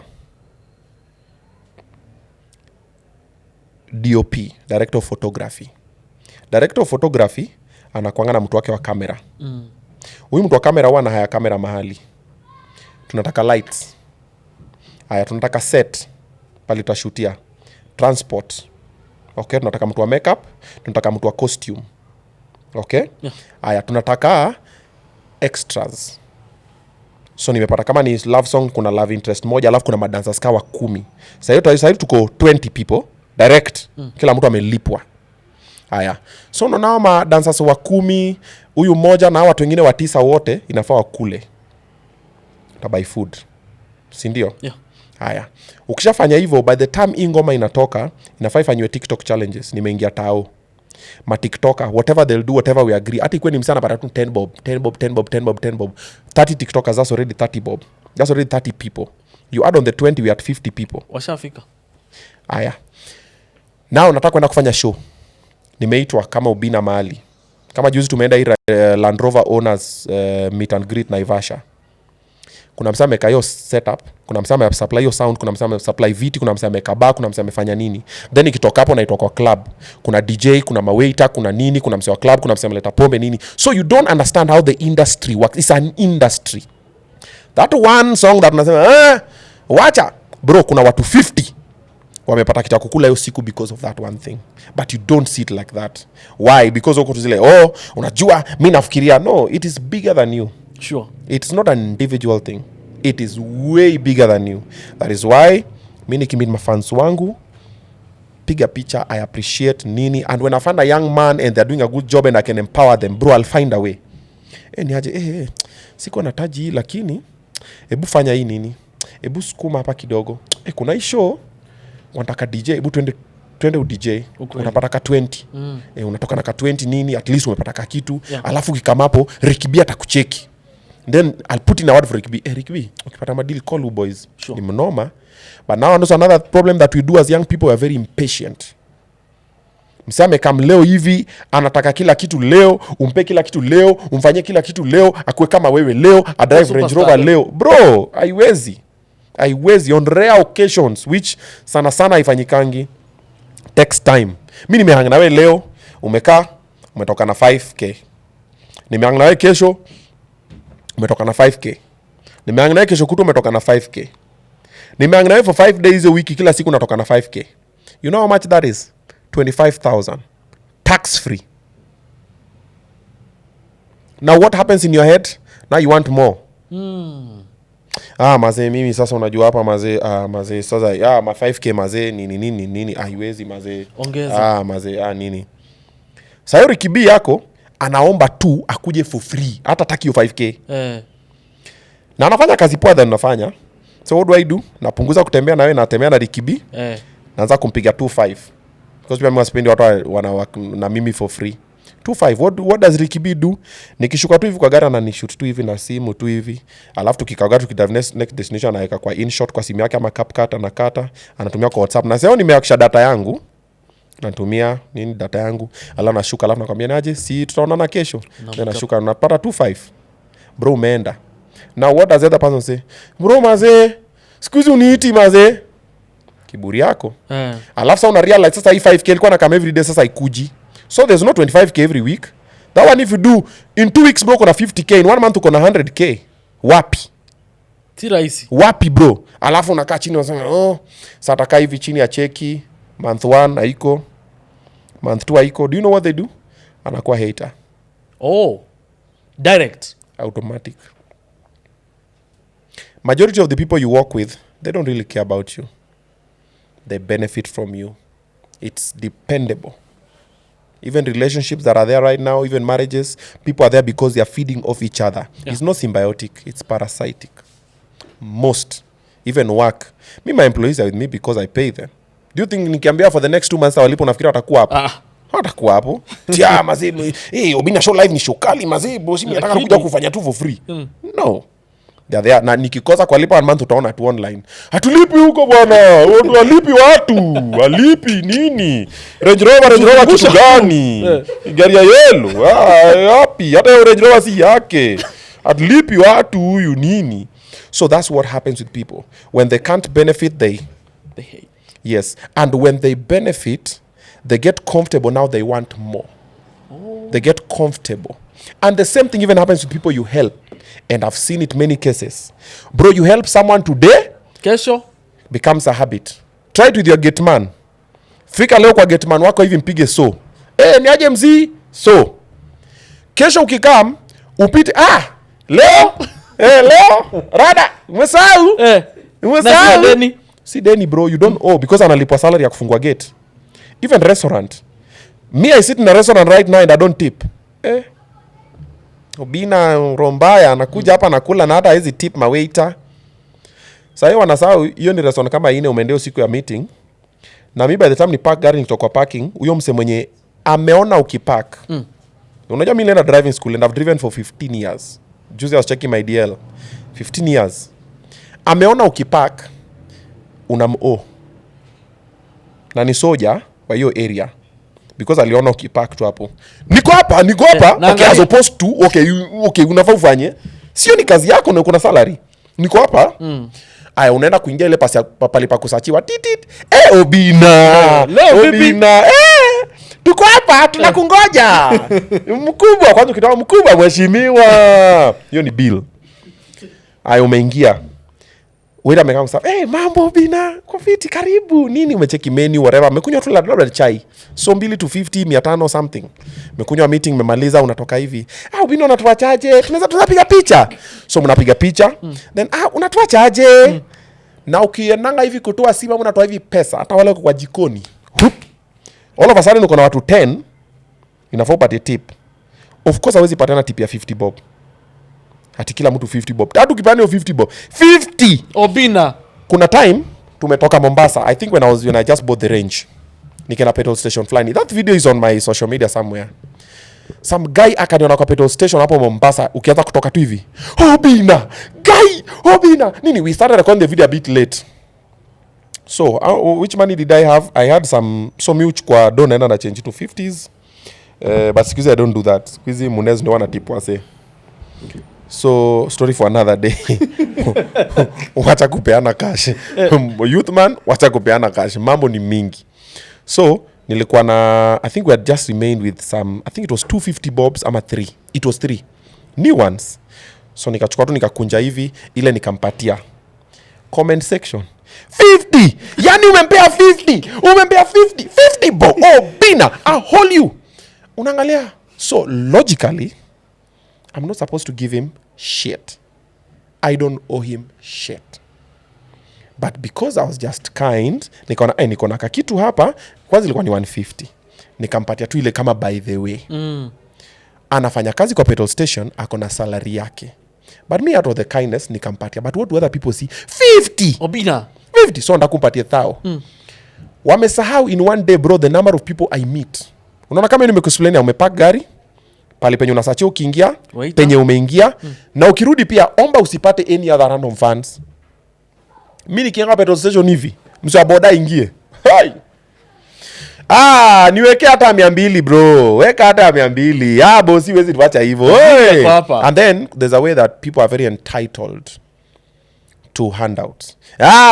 Wezi niacha hivyo, wezi niacha hivyo. Says who? Wacha uone nikikuacha hivyo sasa. Kwanza mimi, if you don't ask me, I'll give you. If you ask me, chances are high I'll not give you. because now you're demanding, and then most people don't ask well. Then if I give everybody, bro, unataka nirudi ushago, bro, hata mimi mwenyewe sina nikubambanya nikushikanisha nimepata kitu kadogo hivi. Bro, kuna time uko natoka na Munez na ulikuwa how every day you spend around 30 Gs. Now you want to account for the money, you don't know where the money has gone. We limited movement, tukapunguza. Sai meeting tutafanya place fulani, tufanye place. Now we know the places we are working with, and hapa ndo nafanya meeting ama hapo kindia kwingine sikuji. That's what leo nimekitengela nikamwambia bro, wapi hapo, hebu tuma pin nikacheki at studio. Because unaangalia, you calculate the bills that are surround. Hata sasa niko short tukitoka tutapata wase, of course. Sasa so tushike ka quarter, and that's also another thing that I don't like. I don't buy people alcohol, especially young people. Tushike ka jaba, tushike ka quarter, sijui nini, kafegi. Bro, me food I'll buy you. I go with people to restaurant. Bro, I'll buy you food. Tukitoka hapa msana memaze mreska. Tutaingia hapa kwa kibana. Pia mimi ndapiga chapo. Patia mse chapo 2. Unataka ngapi? 2, 3, 4, 5. Piga mse chapo madondo nini? Pia mimi nipati yangu napiga nini? Haya Munez control bill. Food bro, I'll buy you. Msara kama niambia, bro maze sijakula nini, I'll buy. Now the problem is other people wamegeuza imekuwa biashara. Bro, unabaya mse unga bana hivi unatoka hivi amerudi kwa duka. Sasa unipatie tu hiyo pesa. Nimekumita ukaniambia una food home. Umerudisha tena. Ukaniambia mazee bro nibaye kaunga nini, nikaingia hapo nikakubaya unga, kama mafuta, kaskari kilo 1, nimekubaya kale kachumvi kadogo na mayai kama 5, nimekwambia ingia nao kejani leo, alafu utapanga in like 1 week uone venye kunaendelea, at least imeshikilia. Bro unatoka hivi msame rudi kwa hiyo duka. Umembaya vitu za 200, anataka roho patie 500. Nipatie 500, nipatie 500 unini hizi vitu. Nataka Now because of that untrustworthiness ndio imefanya siku hizi si rahisi kusaidia. Wase unasaidia wanataka they manipulate you to help them, they guilt trip you to help them, and the ones who you are helping are not appreciative. And then also there's this online thing that is happening. If you ukisaidia mtu na useme tena wewe ni mbaya. Sasa unasaidia watu ndio useme. You don't understand why nimesema, but wewe unaongea tu. So kitamba used to help a lot of people chini ya maji. I still do. But kuna wale wanakam na design nyingine unasema wewe nimeshaona unaenda so lazima tu niambie wase. But some people don't even see that part. Kuna wase wengi bro sana kwa industry, even in the music industry, the comedy that have helped. Yeah. Bro, right now some don't even talk with me. Some are even pigging my vita. Unakaa hivi unapata online, unapata perpetrator ni mse mwenye alikuwa kwako. Mse uliza kupiga vita. Bro, ameorganize huko maza amefanya vitu kwa zile za. Wengine unawasaidia wanakaa kutukana. Ukula yani bro, you know how much I came through for you. I went out of my way. Mbona unafanya with my money. Wacha teo mbona. I'm like, really? The mbona you know. But I'm just like, wow. But now you know when you do that, sasa this next person who will want my help, I might not help them. Sababu because I've seen chenye ulinifanyia. Exactly. So niko zile huyu unawasaidia yangu wanafanya the same, so in a limit. So now that's normally the problem.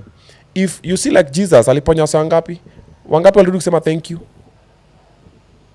au wengine waliingia mtaa. Same thing over here. I've come through for a couple of people bro.